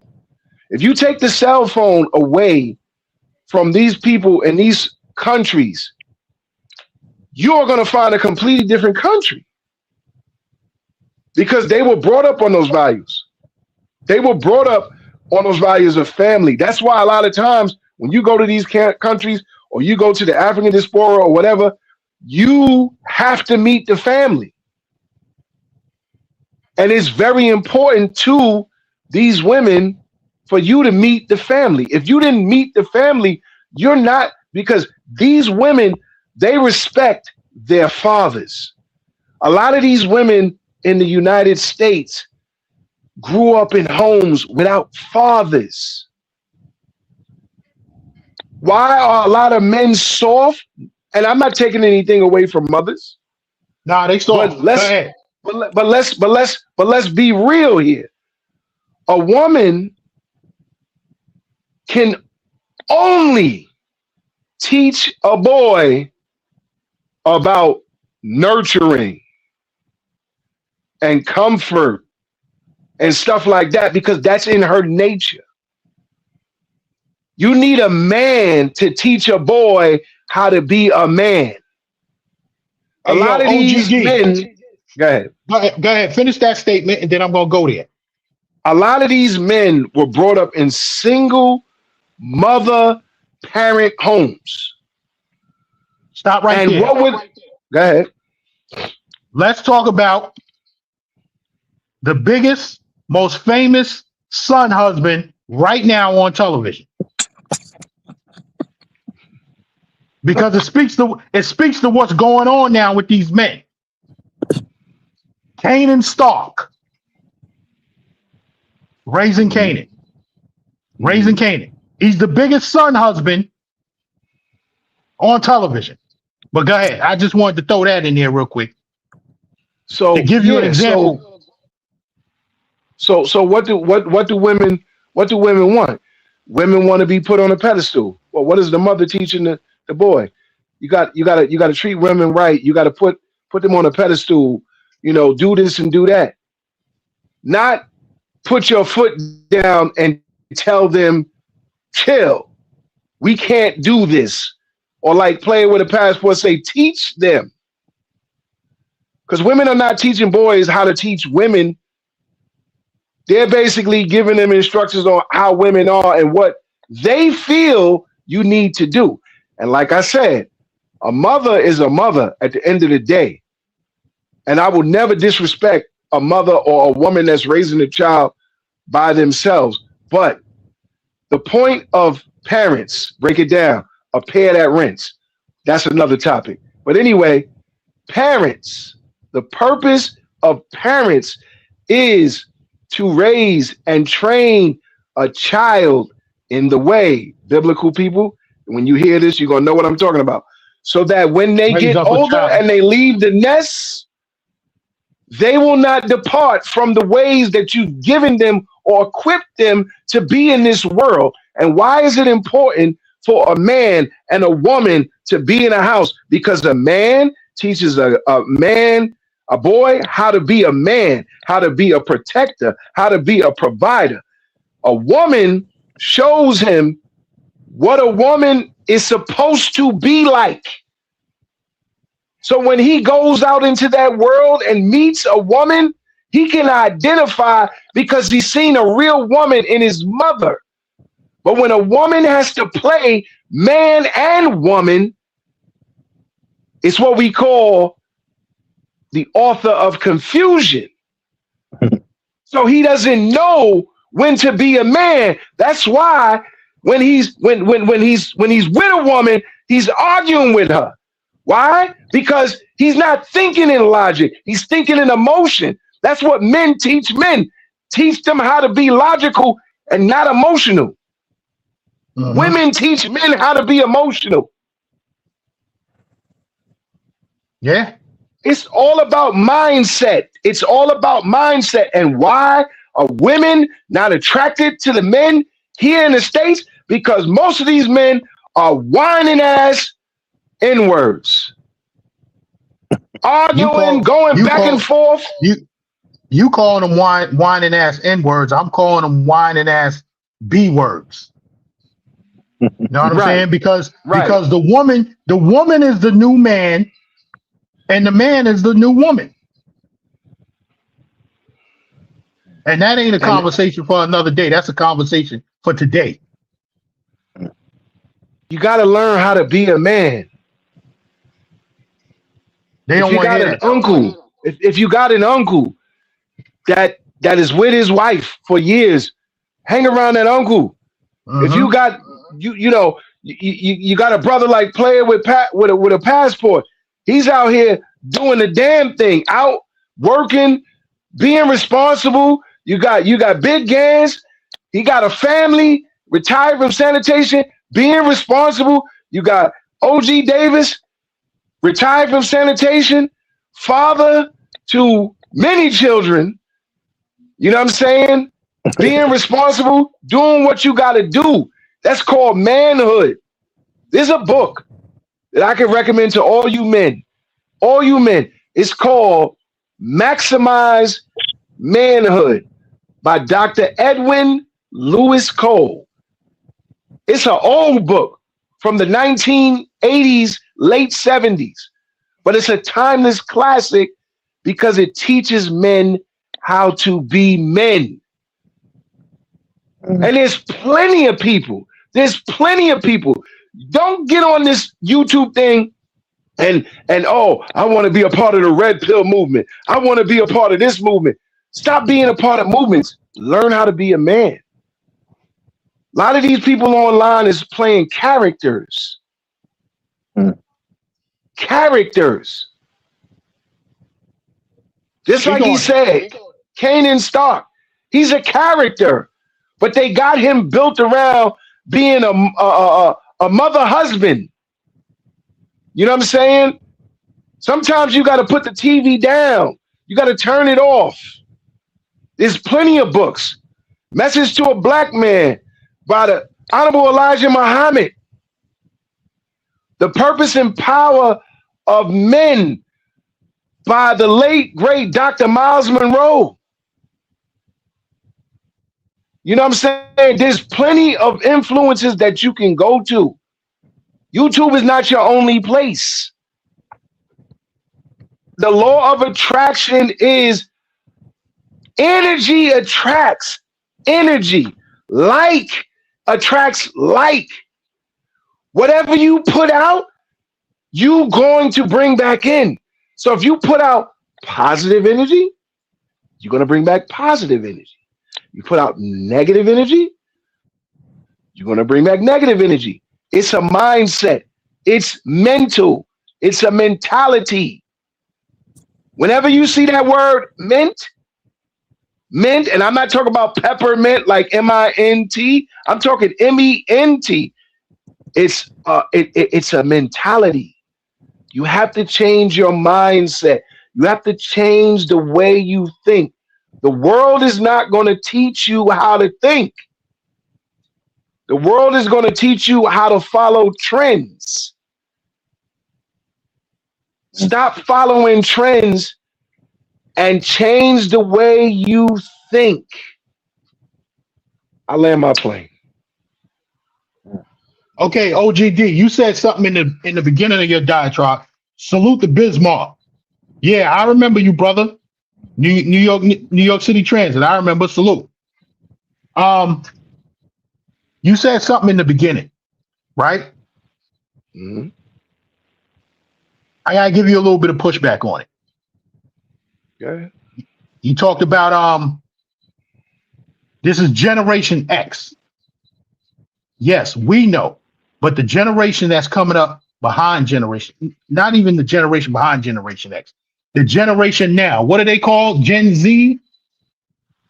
Gen Z is the last set of adults. So the 21, 22 years old. Gen Z is 96 to 2010. Okay. So the oldest person in Gen Z is 30 years old. They're going to turn 30 this year. Okay. So let's talk about them. And I'm talking about the tail end of Gen Z. Right? Mm-hmm. One thing that was a tradition in my family was baking cakes, baking pies. That was a big thing. My mother did it. All her sisters did it. All the nieces did it. One of my mother's brothers even did it. Know what I'm saying? That was a big thing, baking cakes and pies and all of that stuff, right? Mm-hmm. Mm-hmm. The generation of women now, 18, 19, 20, 21, that's a lost art. You know what I'm saying? You're not going to get those homemade cakes, pies, and all of that Thanksgiving, Christmas come around, you know what I'm saying? When those women get up into their mid-30s, they're not going to be able to set that table on fire the way our generation and the generation of women ahead of us did. You know what I'm saying? And I'm just giving an example. When my mother tried to teach her granddaughter how to bake those cakes and those pies, she didn't have the patience for it. Talking about my daughter.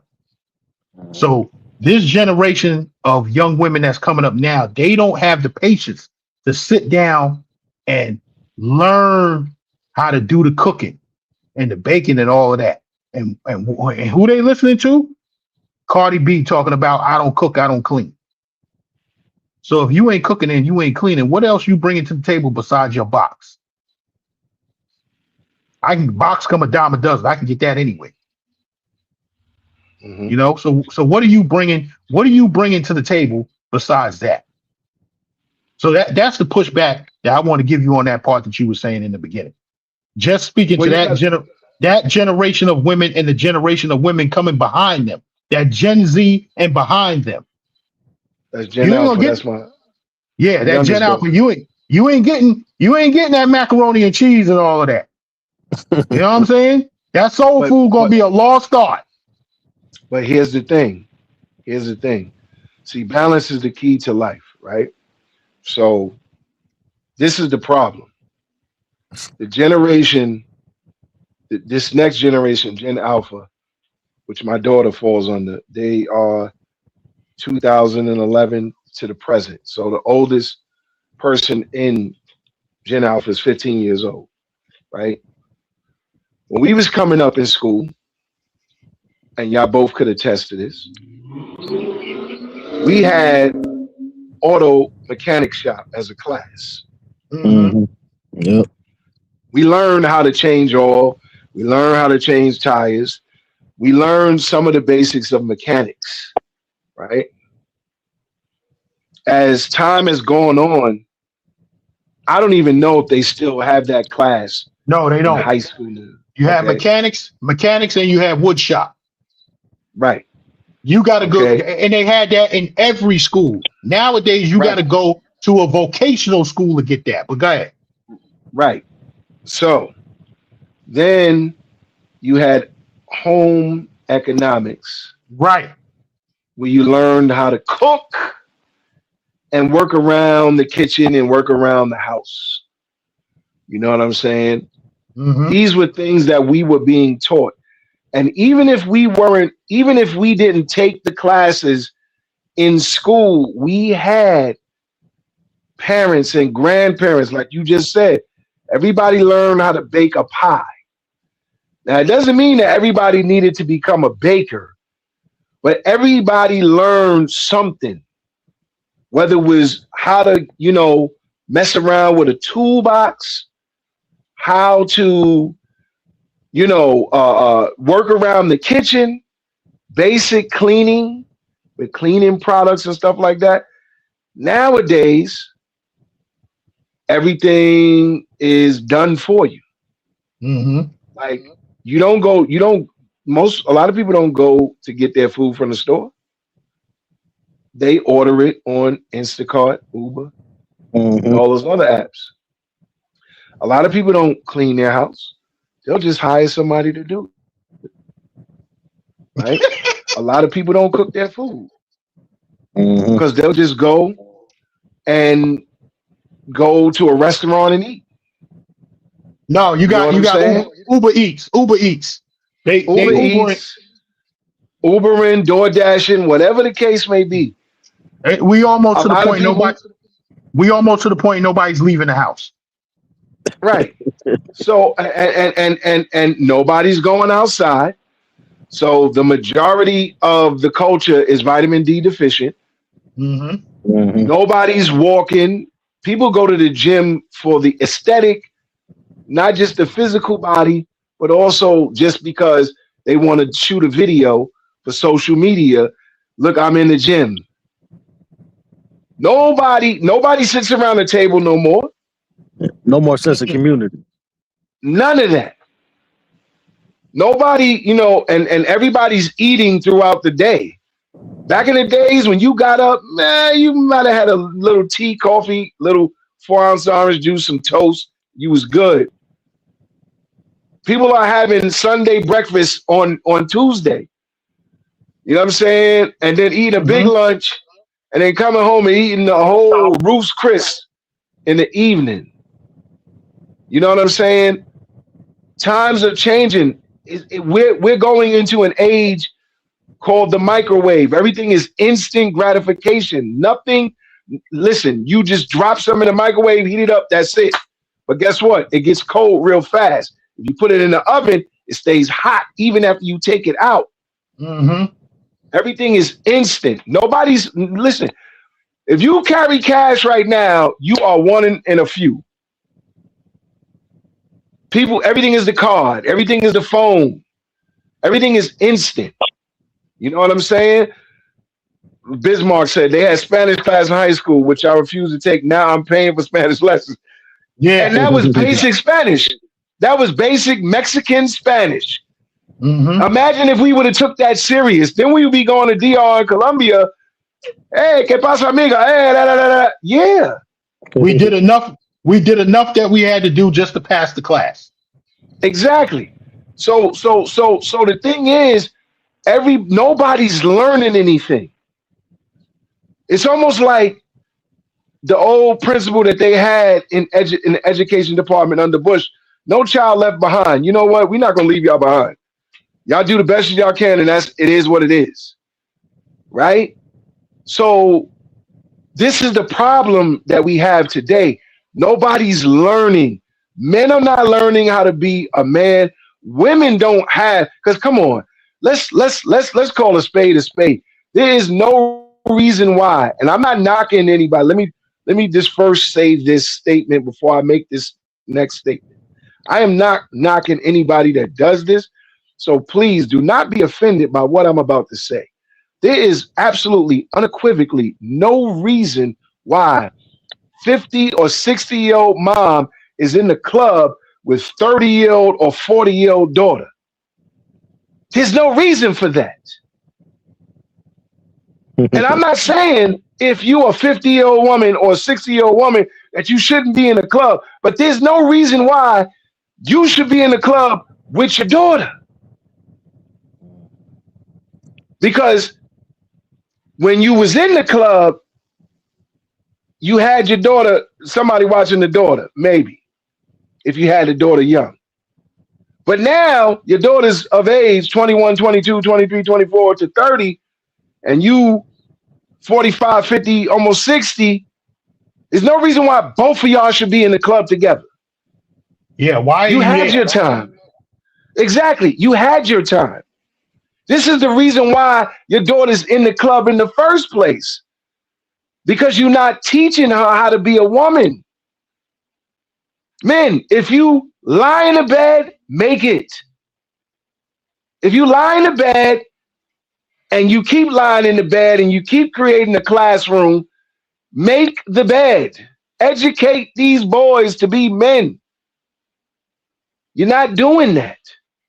And that's why that's why a lot of these boys are, listen, and I'm not saying, because I was 22, I was 20 years old also. I was 30 years old also. I'm about to cross the threshold, all praises to the Most High, on the big 5-0. So I done seen all these years of running the streets, in the club, sleeping with the women, doing all this. Bro, it's time that we wake up and smell the roses. If you know, look, I don't knock any one of these YouTube content creators. Y'all do what y'all want. If y'all want to have a channel that is compiled of chase and tail, by all means, do you. If you want to have a channel where you're traveling the world and you're seeing things, by all means, do you. It's your life. But what I am saying is, and what the title says, you are what you attract. So like Gans said, if you're a bum, you're going to attract a bum. You're going to be looking for a bum. You gonna a lot of these, you know what kills me? Let me take that back. You know what makes me laugh?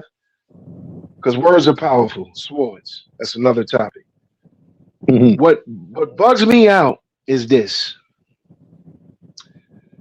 You take, because we always sit on this subject of this goofy space or whatever. And this is I'm trying to make this the last time I talk about this goofy space. Gans keep bringing me back into it. It ain't gonna be the last time we talk about it. Gans keep. Yo, I'm gonna land my plane here after this statement. We gonna get it. We gonna get into other shit, but it ain't gonna be the last thing that we talk about. It's listen. We trying to exit from it. We trying to exit from it, but something happens and just pulls us back into it. Player with a passport, bro. Yeah. I do my best to try to avoid this subject. And it's always something that brings me back to this subject. And I'm like, I tell Gans all the time, I do not want to talk about that. Yo, I'm not going to be on the show today. I got something to do, whatever the case may be. Because I don't want to talk about it. OG Davis, you know what you got to do? You know what you got to do? We're going to come on this YouTube thing and listen. This is not a travel channel. This is a lifestyle channel. And my YouTube channel, I started it with motorcycles. OGD, you're going to have to buy a motorcycle, brother. You know I ain't buying no motorcycle. I'm buying a 1980 Cadillac before I buy a motorcycle. Playing with a passport. You ride motorcycles? Nah, I'm scared. I'm keeping it a buck. I'm scared. One other question. You been to Thailand? Me? Yeah. Nah, I ain't got no desire to eat. Okay. I'm gonna let OGD land this plane. Then we gonna go into something because we gonna rock for maybe another hour, maybe 45 minutes. All right. So let me just say this. Yeah. A lot of these travel space channels, listen, I'm not knocking your hustle. Do what you do. But realize this, you are what you attract.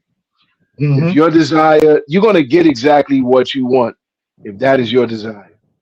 If your desire is to chase tail in these YouTube streets, you're going to get exactly that. That's key. Chasing it, not attracting it. Right. You know what I'm saying? Yeah. There's a difference. Big difference. Because what you chase refuses to get caught.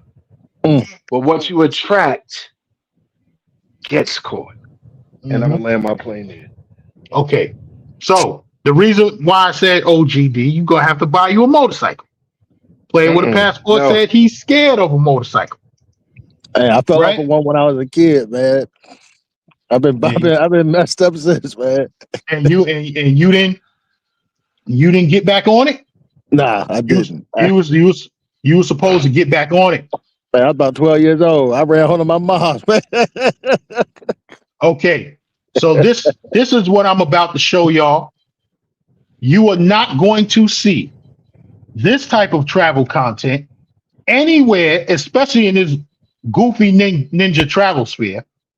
I don't know what the white dudes is doing over there on their side, but this is what's happening on the motorcycle side of things. You're definitely not going to see it, like I said, this goofy ninja travel sphere. I think maybe I'm the only one in this travel sphere that ride a motorcycle, and I'm not doing the shit. So here we go. Let me play this. This is fair use Adam Sandoval over in Thailand. Rushing because I wanted to get here. Hold on. We are back on a big bike, and we're just going to take it easy here and get used to it. We're back on the right side of the road here, which is the interesting thing. So we went from the left side of the road in the last place to the right side of the road here. And at this point, go ahead, buddy. I just want to get to my hotel and get settled in because I'm tired and I've been rushing because I wanted to get here. I knew they were closing. And this is all new to me, and it's night. And I'm in a new country I've never been in before. And I got to reacclimate to the right side of the road. There's just a lot going on. But I'm going to bring you to my hotel. I'll show you guys what I got for a hotel. I'll show you what I paid for it. And then we'll wrap the video. I was originally going to wrap it at the dealership, but I thought you guys might want to see a little bit of the action. Ooh, that's my horn. So here's something pretty interesting. A lot of the roads here are no motorcycle. So like, I guess we can't ride on the highways. And even this is cars only lane. This is motorcycles allowed lane. So motorcycles are not allowed over there. They're only allowed over here, which is interesting. I don't think I've ever been anywhere before where they don't allow motorcycles in so many places. In Thailand, they did not allow motorcycles on the tollways, but that was it. Everything other than tollways, they were welcome. Apparently Vietnam, much different. More hectic over here.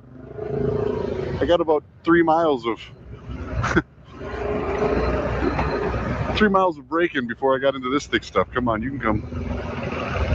And now we are just cutting each other off and doing the deal, I guess. This is very chaotic. There does not seem to be any type of rhyme or reason to the riding. Whoa.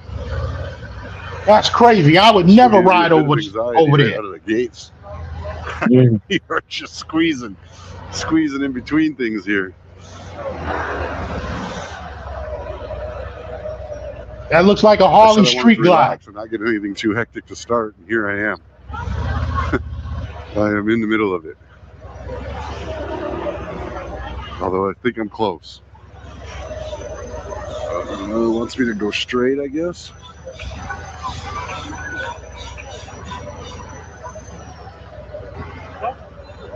That's crazy. What do we got going on here? Hey, y'all on the sidewalk.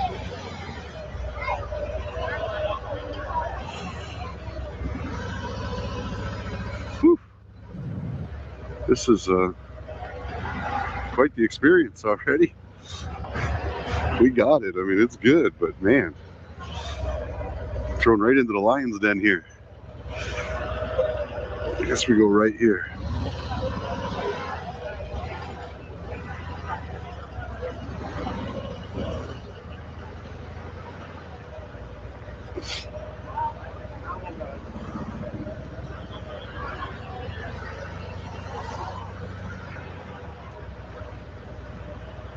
Left here.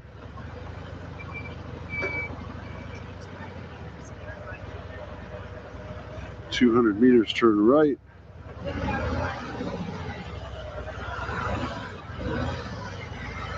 Whew. I'm getting it done. This is awesome. I mean, you want to experience the world, right? You want to see the culture and experience it. You got to be willing to just throw yourself in and adapt. And this is what we're doing right now. Throwing ourselves in and adapting.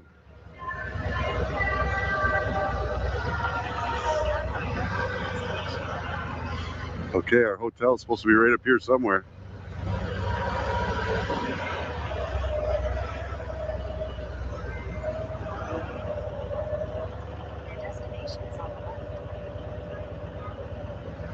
Says it's right up here on the left. Let's see.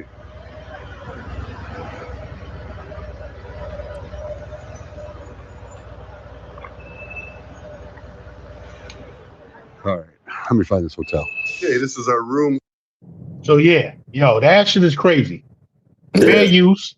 Shout out to Adam Sandoval. Yo, I would never. He was in Vietnam. I said Thailand. He got another video of him riding in Thailand, but that video right there, he was in Vietnam, right? Yo, when I was deciding which motorcycle to get, either a Harley or Indian, his channel was one of the channels that I turned to. And actually, Adam Sandoval, he was the one. Shout out to you. You were the one that made me, got me to make my decision to go with the Indian. Know what I'm saying? But he was riding a Harley Davidson road glide. No, excuse me, street glide. That's the Batwing. That's the fairing that turns for anybody that's in the motorcycle. You know what I'm saying? But yo, I thought about it. I don't know if y'all saw. I did when I was over in Medellin one time. I went to Harley Davidson over there, and they said they had the group rides on Sunday, and you could rent a motorcycle from them and ride with them. I thought about that shit, But yo, the way they drive, playing with a passport, you've seen it. Yeah. I'm scared, bro. I'm scared. Yeah, that's the way they driving in, Bogota, Medellin, just in Colombia, period, man. The lanes don't mean nothing, But shout out to everybody that drives or rides a motorcycle over there, in a country like this. You know what I mean? That's the same way. That's the same way they do it in Africa. Play with a passport. They first off, not only do they drive the same way, but they drive on the opposite side. Yeah. So they drive on the right side of the car, number one, and they drive on the left side of the road. Right. So it's everything is different, but they drive fast. Now the only place that I've driven outside of the country was in Aruba, and Aruba is even crazy too, because there's only 2 traffic lights on the whole island. And everything is roundabouts. Everything is roundabouts. If you don't know how to get in and out of those roundabouts, you'll be there all day. But yeah, like yo, I had to literally when I'm driving, just know, boom, I'm in there. I'm not waiting for nobody. I'm in there. We doing what we doing. And they only had 2 traffic lights on the whole island.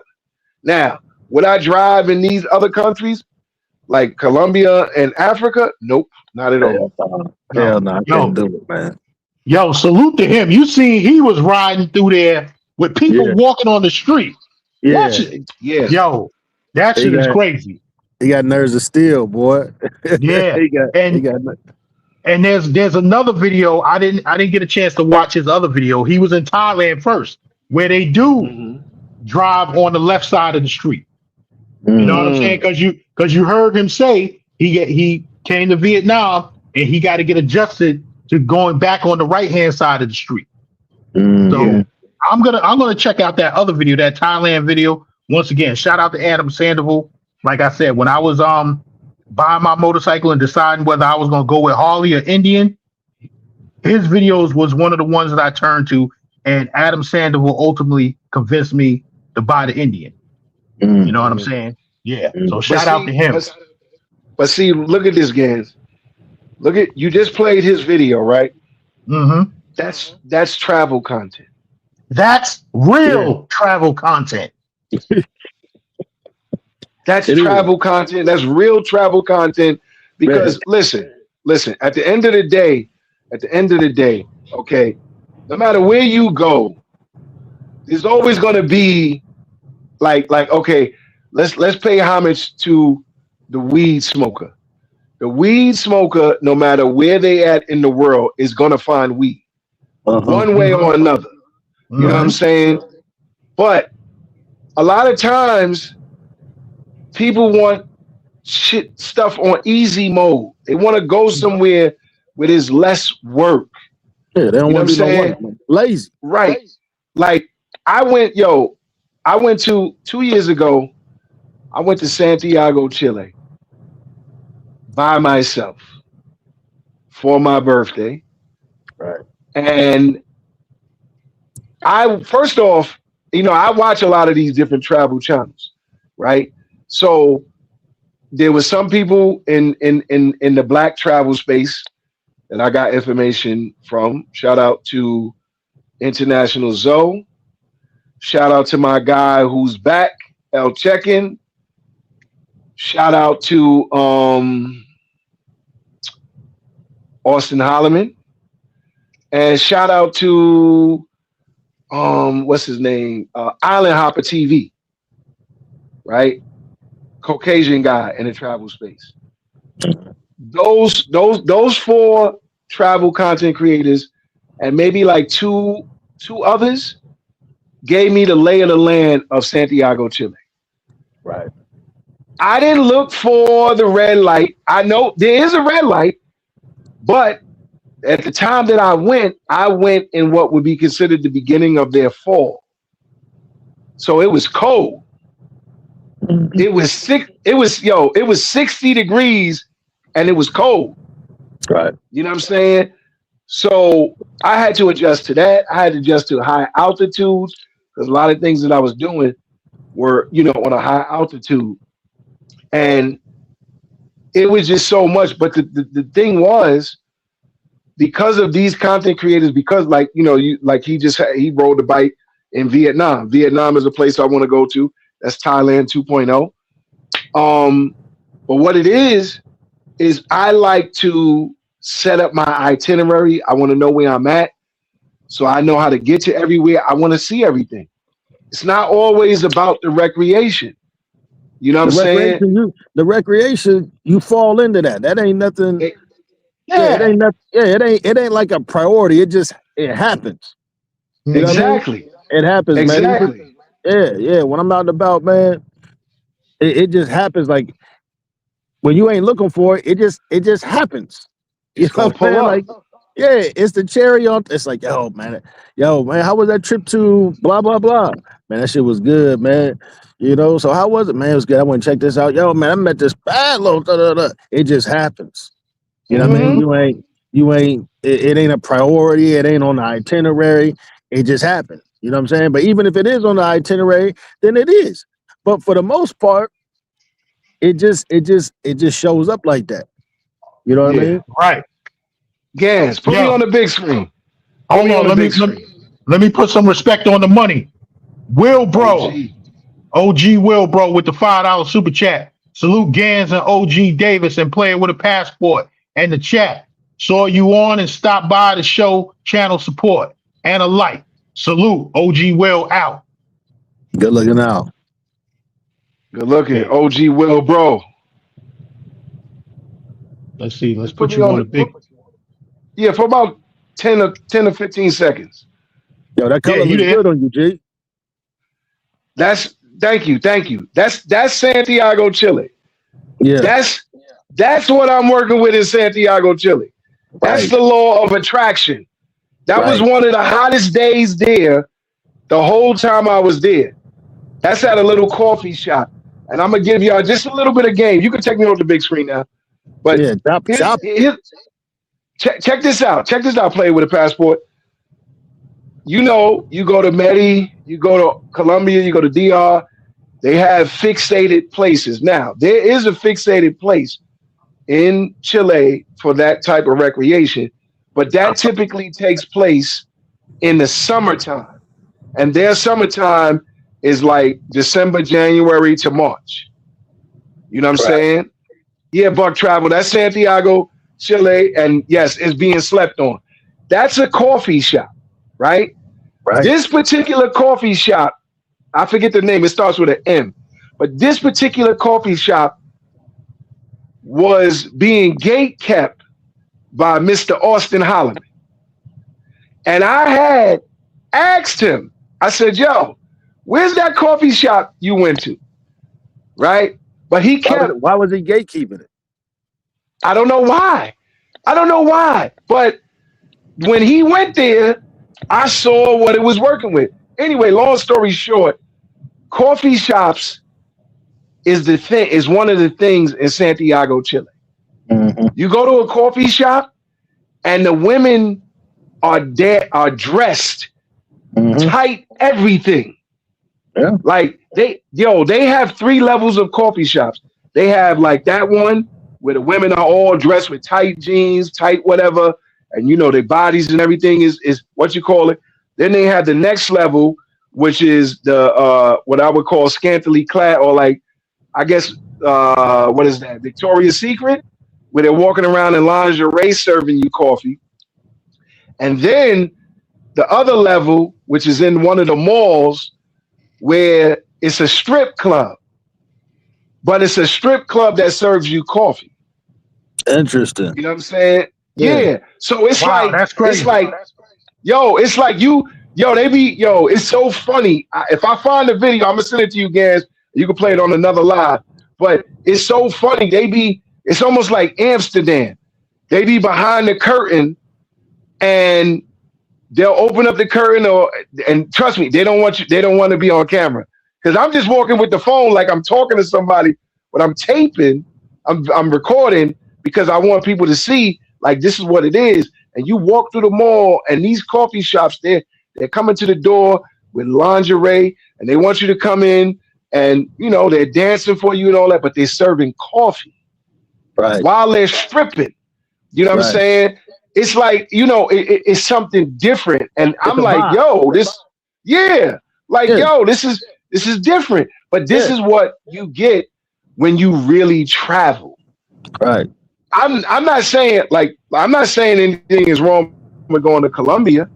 You know what I'm saying? Right. Look, Medellin, I love Medellin. And there's still some places that I need to explore when I go back to Medellin. But if you're in this travel, if you're traveling, get out of the box. Yeah. The box is what keeps us trapped. Yeah. Not just the physical box of your house and your country. Get out of the box that's in your mind. Yeah. Expand it. Explore. You know what I'm saying? People say to me, oh, so you going to Thailand? Yeah, you going to go to Walking Street? I will hit Walking Street. Right. But I want to see the beaches. I want to go to the elephant sanctuary. I want to go to the temples. I want to see the Buddha. I want to see all of that because that's what drives me to travel. Yeah. You know what I'm saying? I grew up in Coney Island, right? Coney Island, Brooklyn. What's one of the things that everybody loved Coney Island for? Astroland. Coney Island. But back in the days, Astroland, Luna Park. The cyclone, which is the present day, the cyclone, the spinning, the thing that goes forward and back, playing the music and whatnot. Nathan's hot dogs. And Nathan hot dogs, which is now $40 a hot dog. But the point is this: people used to come to Coney Island. Now I grew up in Coney Island, so when people say, "Oh yeah, let's go to Coney Island," well, why you look like you don't really want to go there? Because I live this. I'm here. When we go to other places, people don't realize they're walking around. They're like, why some people got attitudes? I mean, they're real polite, but they'll be like, why some people got attitudes when we out there taking pictures? Because they live here. It's a new space for us. Why do you not want to explore the world? There's more to see. I told Gans the other day, and I'm gonna land my plane. Trust me, with that mindset, these guys are not gonna go to Marbella, Spain, or Ibiza. They rather go to Sosua and Cancun and Cartagena, not taking anything away from Colombia, because this is where their mind is. This is what they attract. You can't go over there to no Marbella, Spain, or no Ibiza and come there with $1,000 and this is gonna work. No, you gotta go there with LG. They want to go. They want to go to where they can shoot and hit the bottom of the net without nobody guarding them. Facts. Know what I'm saying? Man. Yo, you see what Buck Travel just said?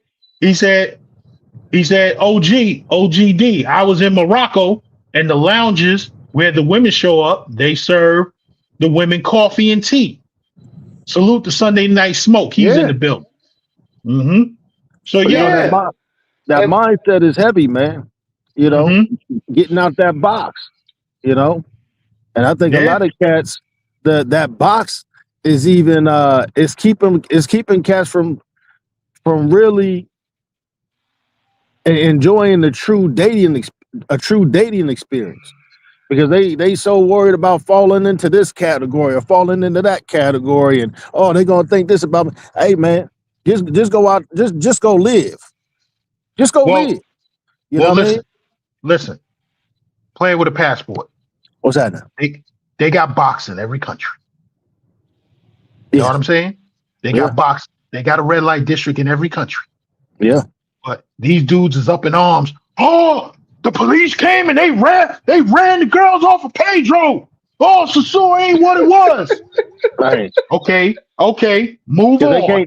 They can't eat nowhere else, man. Hold on. They search them. They search motherfuckers' bags in Medellin. Oh, you can't bring no car. They turning dudes back in Medellin. Okay. Move on. Right. You know what I'm saying? Yeah, 100%, man. Oh, Cartagena ain't what it was. They moved Delirium. It's 10 miles away. Okay, move on. 100%. But guess what? They don't want to move on. You want to know why? Like he said, a visa, Morocco. Yeah, you got to come with a bag. What's the other country you said, OGD? Spain. Marbella, Spain. Yeah. Yeah, you got to come with a bag, man. You got to spend that money. And listen, Marbella is a toned down Ibiza. It's a toned down Ibiza. And you heard what I said. Quiet before the storm. You heard what I said earlier. When we talking about you are what you attract, and you going overseas, and you fucking with a mud duck. You want to know why you fucking with a mud duck? Because you a cheap, broke ass motherfucker who don't want to pay for better. So I don't want to be in these spaces and hearing y'all talking about Aisha Diaz or what's the other one I always say? Bernice Burgos. Yeah, that ain't. You know what I'm saying? They can't, because you're not paying Bernice Burgos prices. Yeah, you're definitely not paying Aisha Diaz price. How much she said she want? 50,000 or some 50K. 50K. Yeah, they not. Yeah, they not even. They not even. They not getting these bras, man. They not getting that, man. They just not. You know what I mean? They just not. OGD. What's the other one from Venezuela? Everybody, even me, we was up in a hoopla about. You was Virginia Sandhouse. Virginia Sandhouse, right? Yo, she's married to a millionaire. You dudes don't want to spend the money. See, nobody want, if they see Virginia Sandhouse from before she became a social media influencer, they ain't gonna like that version of her. But this is an example of evolving. Mm-hmm. She evolved. She became what she wanted to attract. Right. She became one of the baddest women out there, and she's going to attract what she became. Mm-hmm. And that's what these people have to do. They have to become what they want to attract. Big talk right there. Big talk. Let me tell you something, OG Davis. I don't even want to cut you off, but I remember you saying one time that these cats, man, you can go get you a 6 and you can turn it into an 8. You know what I mean? And exactly. That's a play that cats can run, but they ain't gonna ever run it because you got to have some bread. But check this out. You got to have some bread, and a lot of these guys, and I'm talking about if you like, that's a play you could run if you was like dating serious. You know what I'm saying? Mm-hmm. But even some of the cats that's dating serious, they unwilling to run that play because they too, oh man, OG Davis again, they gonna call me a trick. And then that's a box that they didn't put themselves in. Mm-hmm. Right? Because to me, that's even a mindset. You know what I mean? They put themselves in these boxes, man, and they can't. London Town gonna come in here and say, he said, Buck Gans don't know about Morocco. That boy ain't ready. Buck, hey, London Town, you don't know what I'm ready for. Let London Town talk. Let him talk. Listen, yeah, I let him talk because listen, like I said, and this is what the whole thing is about. It's levels to this shit. So even when you in the Sasua, the Medellin, the Cartagena, I ain't gonna talk too much about Thailand because I never been there. I don't know if I'm going or whatever. Right? There's still levels to the shit. Know what I'm saying? So there is a Bernice Burgos over in Medellin. They never gonna get it. They not gonna get it because they not gonna spend the money.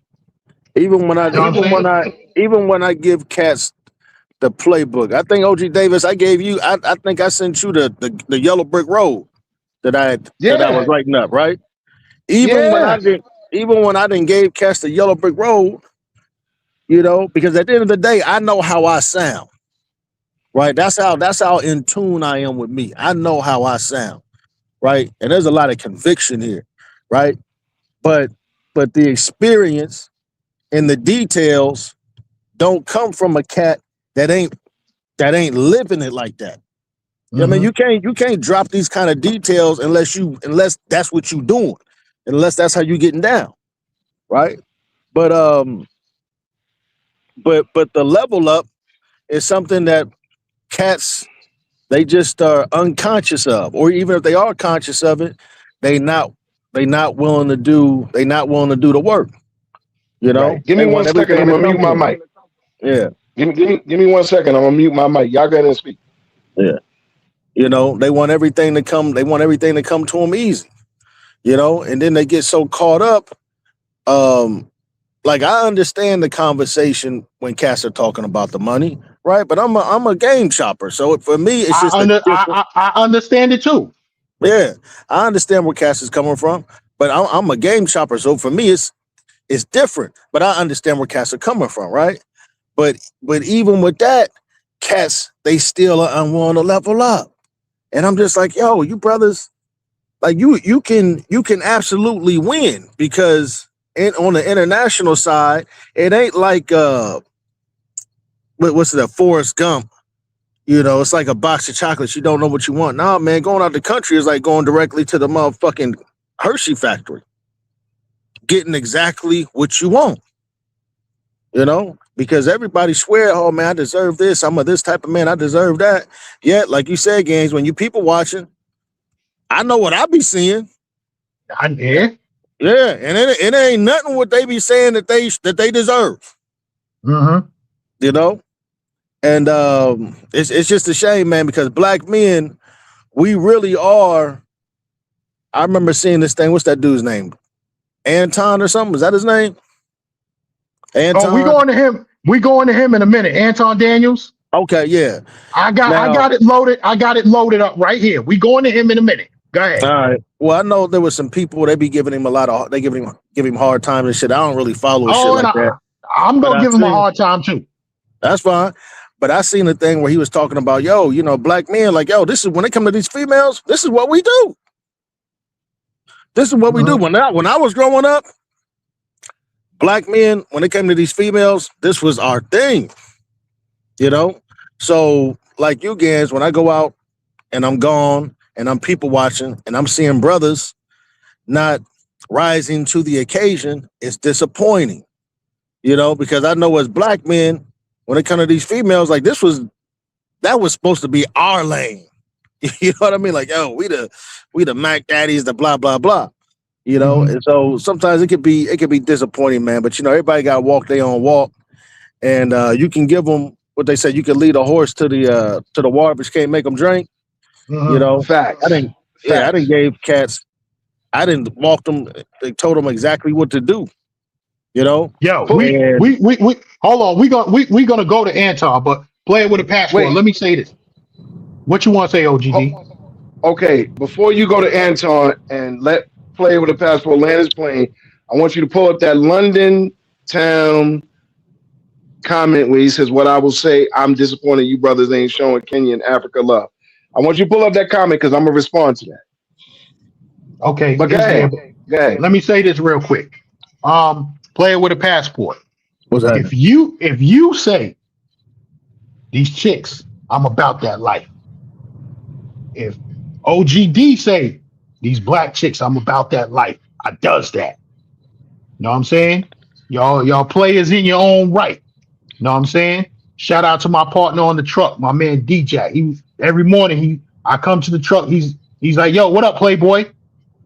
That's the term that we got for the dudes that's about it with them chicks. You know what I'm saying? Playboy. Right, yeah. Anton ain't about it with them chicks.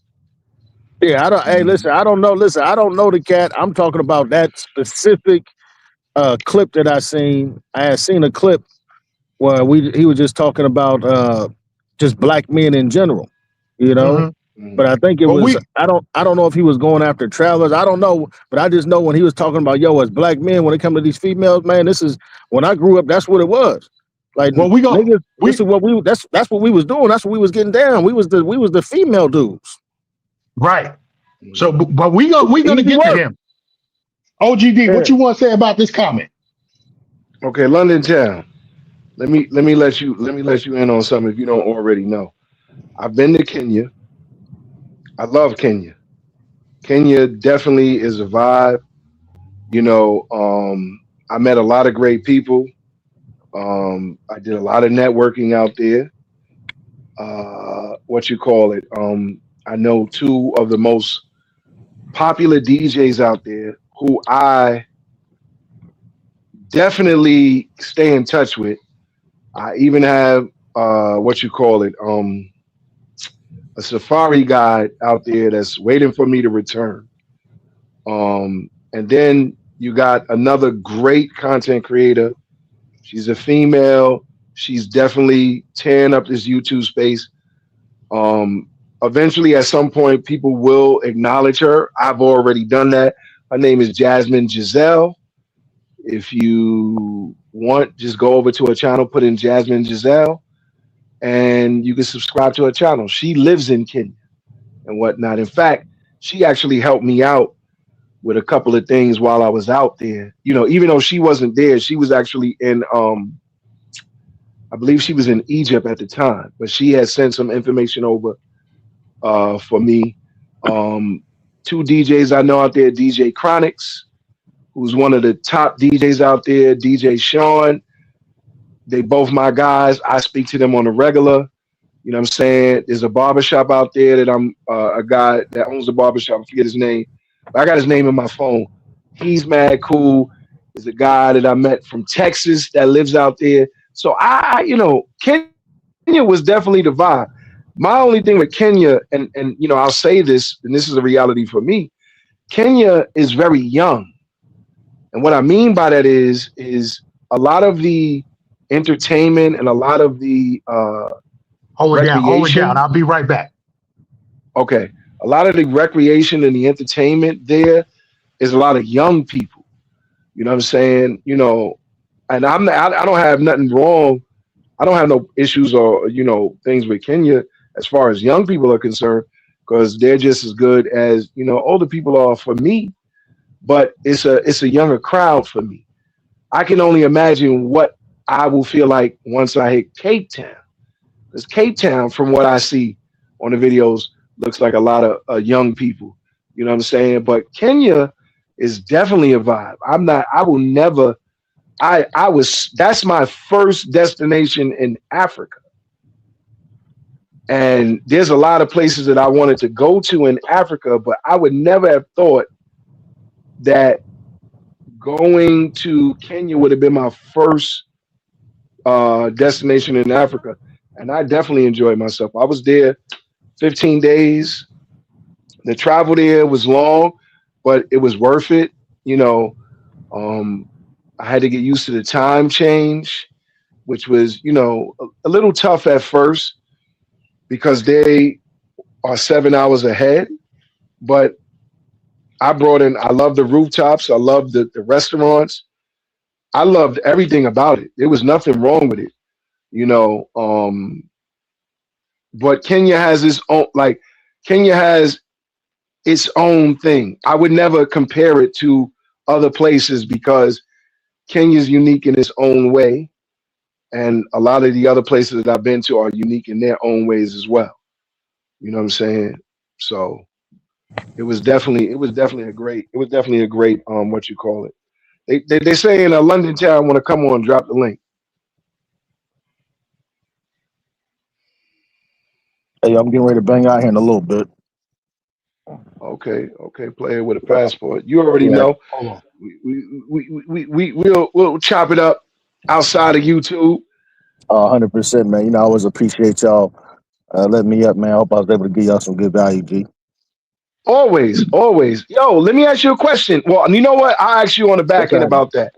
About the Nicaragua. I asked about that on the back end. Woo. Yo, I'm a cigar guy, man. You've been there before? Nah, it's on the radar. It's on the radar. Okay. Yeah. I'm a cigar guy, man, and that's like Cuba. That's like the second coming of Cuba. You know. Yo, And so the I've been videos doing you was putting up, yeah. yo, they adding that drive for me right now.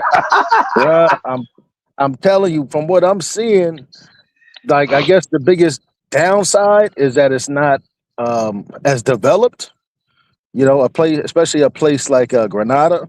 But I hear that San Juan del Sur is good. That's like but they got a lot of different beach areas out there in Nicaragua. But again, you know, I'm a cigar guy, so for me, I would probably be focused on Granada.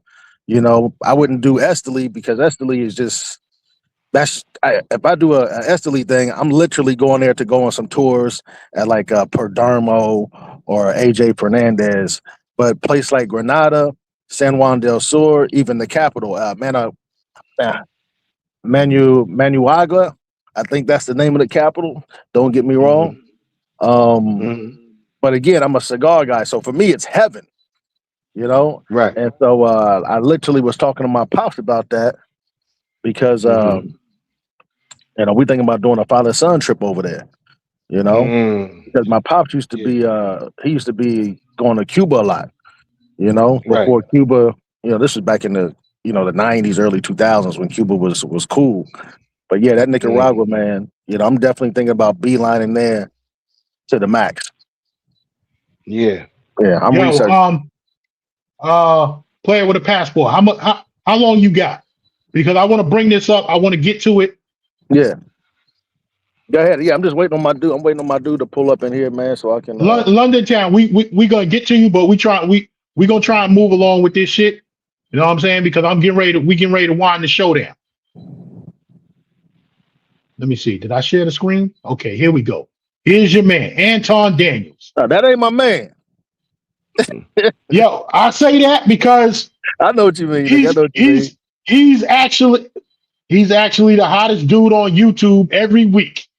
He beefing with somebody every week. But let's go. Women in Colombia and Dominican Republic only want your money. Let's go. Date women, to mate with women, to get connected with beautiful women overseas.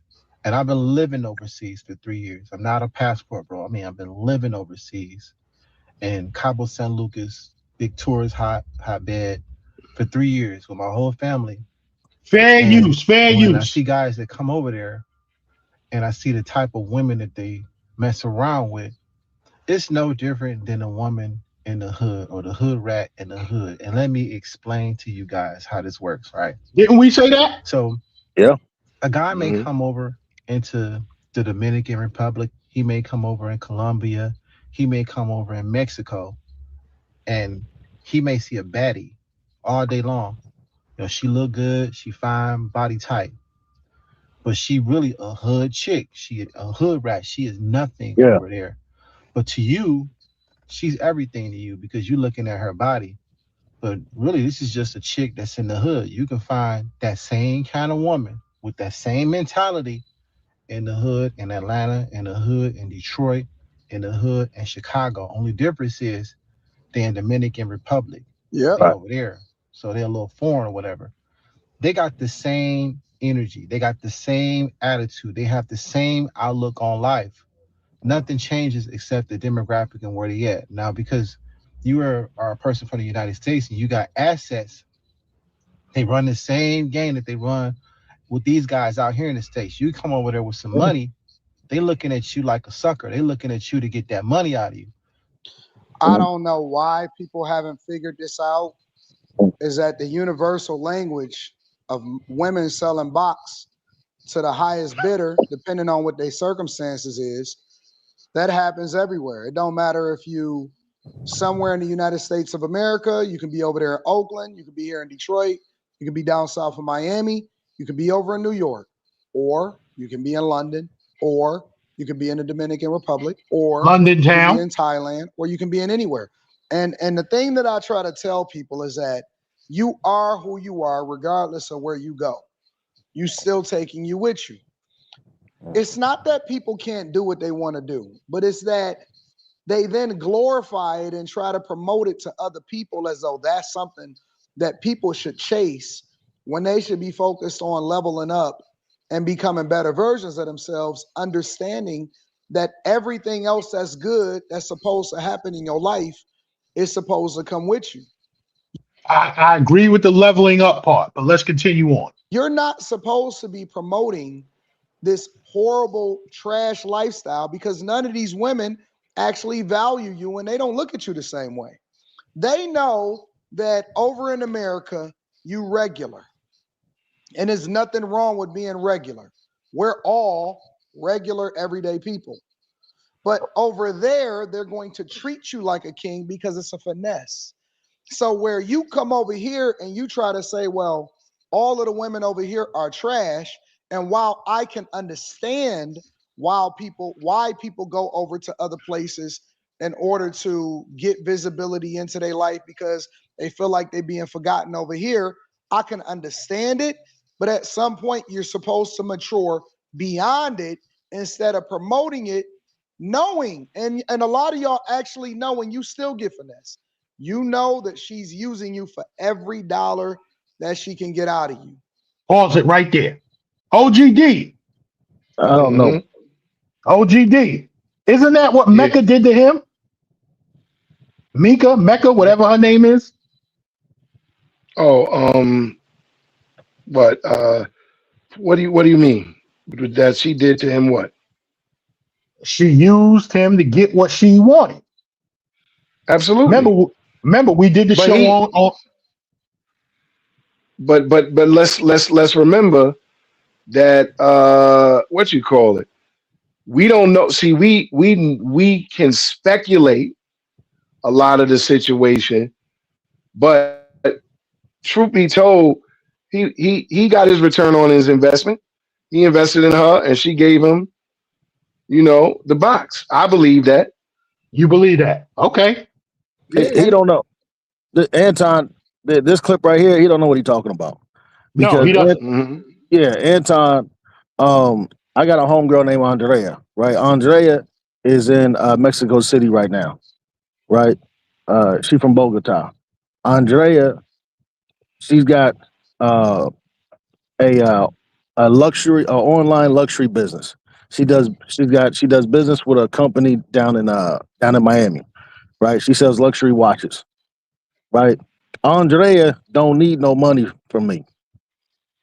Andrea will go sell a Rolex for 23 grand. Right, because she's in partnership with these people. She don't need no money from me. She don't call me asking me for no money. She don't insinuate that she needs some money. She don't say, I gotta pay, my phone is broke, I need a new phone. Like, she absolutely do not need a man for some damn money. Right? Anton think because people in a different country that everybody in that country is broke. Right?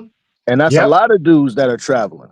They think that every person in whatever country is broke, right? And they always use the example that I'm in whatever country and the average household only makes $700 a month, right? Let's say 80% of the country makes $700 a month. So that leaves 20% that are making above 800, right? Let's say out of that 20%, 10% are making 1,500, right? So then that's going to leave another 10% that's making more than 1,500. What brothers got to do is change the demographic of women that you dealing with, right? Like homeboy said right there, you dealing with these hood rats, Now let's not get it twisted like there ain't some good women in the hood, because I would never say some shit like that. Right? Because there's some good women from the hood, but a lot of men don't know how to discern a woman. They don't know how to peel back the layers of a woman and see the substance of that woman. A lot of men don't know what it's like for a woman to actually like them. They don't know how an acts that actually likes you. Right? But this is a whole nother, this is a conversation this would take like a whole nother hour, right? But Anton's missing the big picture, right? Do you have some women that are using men for money? Absolutely, right? But as a man, you should be able to see that coming from a mile away. You gotta You should remember, be able player to. with a passport. A Yeah, lot of these dudes, especially dudes under 40, are not used to dealing with women. yeah, yeah, yeah. You got to be able to see that shit coming from a mile away, because there's a difference between like I said earlier, like a woman looking at you with eyes up. That's a different type of woman, bro. It's different. You know, I don't got time to get into it right now, but Anton, he just don't know what he's talking about there, man. I gotta go, Yeah. man. It's my man. I appreciate All y'all. right. All right. I ain't playing with a Yeah. passport. But let's look at this situation. Let's give a reality check when it comes down to it. Anton Daniels doesn't travel out of the country like that. No. So his information is based off of what people are telling him and what he sees on YouTube, or if it happens to be on social media. You know what I'm saying? A lot of people don't like, let's go back to when you first went to Sasua, right? That was what, 2010? Mm-hmm. Okay. How many people honestly knew what Sasua was before 2010? The only Not people many. that really knew, right? The only people that really knew what Sasua was before 2010 were the people that were going to Sasua. You know what I'm saying? And at that time, yes, YouTube was around. Mm-hmm. YouTube, I think, only been in existence at that point, maybe, because I think YouTube came out in either '03, between '03 and '06, somewhere in that little frame. YouTube wasn't as popular. People were not putting out videos from Sasua. People were not putting out videos from Medellin or Cartagena. Mm-hmm. Nobody was doing that. No. They didn't really start putting out videos of that nature till the late 2000s, slightly pre-pandemic, About and during the pandemic. 2015. Shout out to Taylor Made Dreams. He was the first one that I remember. Buck Travel and Right, them. but They say there was others, but he was the one I remember. right. So you didn't really have that information. So a lot of the things that Anton Daniels is speaking about is not based off his own personal experience, Mhm. because you don't really see Anton Daniels going out of the country. You see him No. in Detroit, in Miami, because he got business in Miami. He's going to LA, maybe Chicago, and all these other places. He's not going to DR. Yeah, and Atlanta. He's been to DR, but he stayed on the resort. Right, exactly. You know what I'm saying? So a lot of people's information about these places, if it's not personal experience, they're finding. Look, when you go on YouTube and you never been to Sasua, what's the 9 times out of 10 you're gonna put in the search engine things to do in Sasua, and 9 times out of 10 the videos with the most views is going to be about the women in Sasua. So you're going to be bombarded with that. They're not going to talk about, like, well, it was one of the videos you put out where you went to one of the beaches where there's none of that activity. It's a clean beach. People are relaxing, enjoying themselves. There's no women walking up to you and all this other stuff. So a lot of people's points, and especially in this video, is kind of skewed because they're only going by what they've seen or heard. That's it. Right. Now, Buck Travel asks an important question. If Anton Daniels wasn't a millionaire, would his girl, well, actually his wife, be with him? Yes, Buck Travel, Yes. she would. She would, because she was with him before he was a millionaire. Yeah. Which she shout out to Ja Rule. She's a down ass chick. Now, that chick, Mika. Now, she wouldn't be around if he wasn't a millionaire. Know what I'm saying? But we gonna get into it a little more, and then we gonna wind it down, because we've been on over three hours, right, Mr. D? And then you'll I don't come know. over here and then talk to us or jump on the internet and start talking to us like you the man, where you from? And it's like, dog, you getting finessed just like everywhere else. Just because you jumped on a Spirit flight, and when you went over to another place and you think that you're being, oh, these women are way more. No, they not. It's a finesse.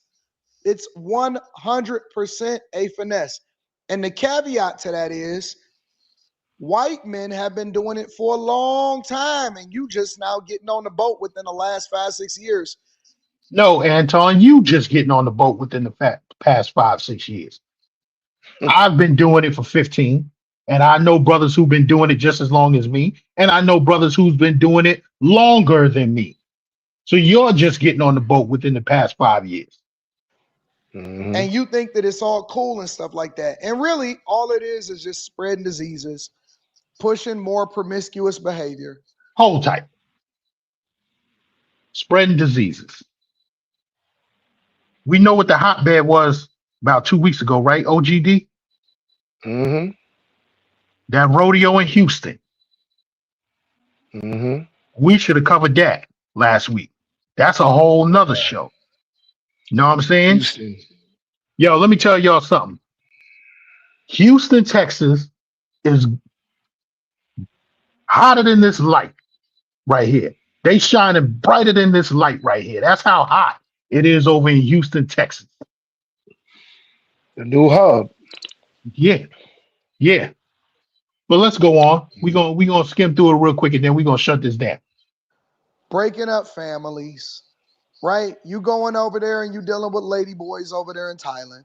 And I understand that if you over in a place and you actually just exploring, or you culturally trying to understand what life is like, or you trying to get new experiences and stuff like that, and then you just so happen to meet somebody that you like over there, that then translates into a relationship, but you still want to be growing within yourself and becoming a better version of yourself, right? That should not change under any circumstances. But that is not what we push, and that's not what's being communicated and promoted. I've heard guys tell me on a live stream, this is the part I wanted to get to, that they are sending money back to wherever it is, Colombia, Dominican Republic, wherever it is, and they fly back there 2 or 3 times a year to go and see their girlfriend or who they think their potential wife is going to be. And they send money back every single month to take care of her, not knowing that she probably finessing his drawers off, and probably also got multiple different guys that's doing the same thing. Now, some people going to say, well, ignorance is bliss. What difference do it make as long as he happy? So we're saying that the only thing that matters is happiness, not purpose, not growth, not God, not becoming a better version of yourself, regardless of what state that you're in. He's absolutely right. He's 100% on it, 1,000%. Not necessarily love. Now we're gonna pause it right there. Yeah, I'm with the whole part.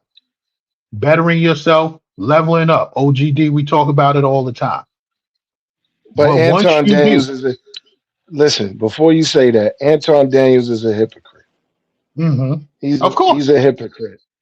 Because we could do a whole show debunking everything that Anton Daniels has said in this one video by showing videos of him making a fool of himself, which I'm not saying that human beings are perfect. You know what I'm saying? Because we all make mistakes every day, maybe not every day, but at different points in our lives that are real dumb mistakes. But at the end of the day, Anton Daniels sitting up here giving a public service announcement about leveling up and growing and doing all this. Meanwhile, you getting caught up on your 9 people live stream in the camera with Mika making a fool of yourself, or saying that you want to blow up her spot, but you call yourself a God-fearing man. You call yourself a man of purpose, but you on the live stream talk about, I'll blow up the spot. I'll tell everybody who wanted to F you and all. Boy, bye. Anyway, go ahead. Carry on. Taylor Winston says Buddy is a clown. He just get paid to talk nonsense. Yes, we know he's a clown. Any dude that dresses up like a glizzy is a clown. And let's go right here. Taylor Winston again. He wants a Mika, but his game got him Rita. So nobody should be taking advice from him, right? And here we go with that thing once again. Game. So when he was a broke nigga, he used game, and game got him Rita, right? Now that he got some money, if he get rid of Rita, Rita gonna take half his assets. Like Just Ross just said. Rita gonna take half his assets, but he know damn well he got enough money now to get him a Mika. So we see what your game got you. But now you got that money, you can't get what you really want. But that's all I got to say about it for now. We gonna tackle this again, OGD. We gonna tackle this on the next live. We gonna go live on Tuesday, and we gonna start with this, and we gonna come with him. Mm-hmm. All right? Mm-hmm. Yes, yeah. Sir. So you ain't got nothing else to say about it, right? Nah, just start thinking outside the box. That's it. Yeah.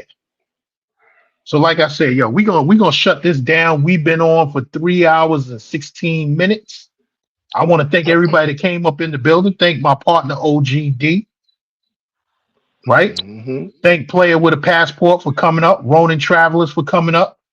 Thanks for everybody for hitting the like button. If you haven't hit the like button, please do so. And please subscribe to the channel. Please buy a membership if you haven't done that. For any of my motorcycle watchers that are watching, we back in motorcycle season once again in New York. So I'm getting back to that. I should have pulled out my camera the other day. The local Harley Davidson dealership here in Staten Island, New York is going out of business. And that's a big thing that's going on with Harley Davidson. Y'all know I talk trash about them. But guess what? If I was to buy a motorcycle right now, it would be the 2026 Harley Davidson Street Glide CVO ST. I always talk shit about Harley Davidson, but I like that bike. So that's what it is. But yo, we're going to shut it down. You know what I'm saying? Once again, when I come back, we're going to talk about this whole Anton Daniels shit because he's the topic every week. He give us listen, OGD, we ain't got to talk about these goofy niggas in this travel spirit. We could go live 3 times a week talking about this motherfucker. Mm-hmm. Yeah. You know what I'm saying? But yo, that's what it is. I want to thank everybody for pulling up. You know what I'm saying? Get ready to shut this joint down. It's after 10 o'clock. It was a good one. You know what I'm saying? And we gonna try and come live more often, as much as my life permits it. All right? All right. All right. So yo, that's what, and I can hear it in your voice, OGD. You ready to lay down and go to bed? Nah, I'm getting ready to watch Keith Thurman. Okay. Keith Thurman fighting for Andorra, the tall fighter. Okay. All right. I'm gonna shut this down. I'm gonna go stream through YouTube and see what else is on. You know what I'm saying? Oh yeah. Salute to Israel Mills for pulling up. You know what I'm saying? Thank you. And I appreciate the super chat. I appreciate all the super chat. But yo, we shutting it down. Yo, on your way out, do me a favor and hit that motherfucking like button. Yo, he's OG Davis. I'm Big Gans. This is the Ganser Lifestyle. We want to thank y'all for pulling up and rocking with us. Yo, we out.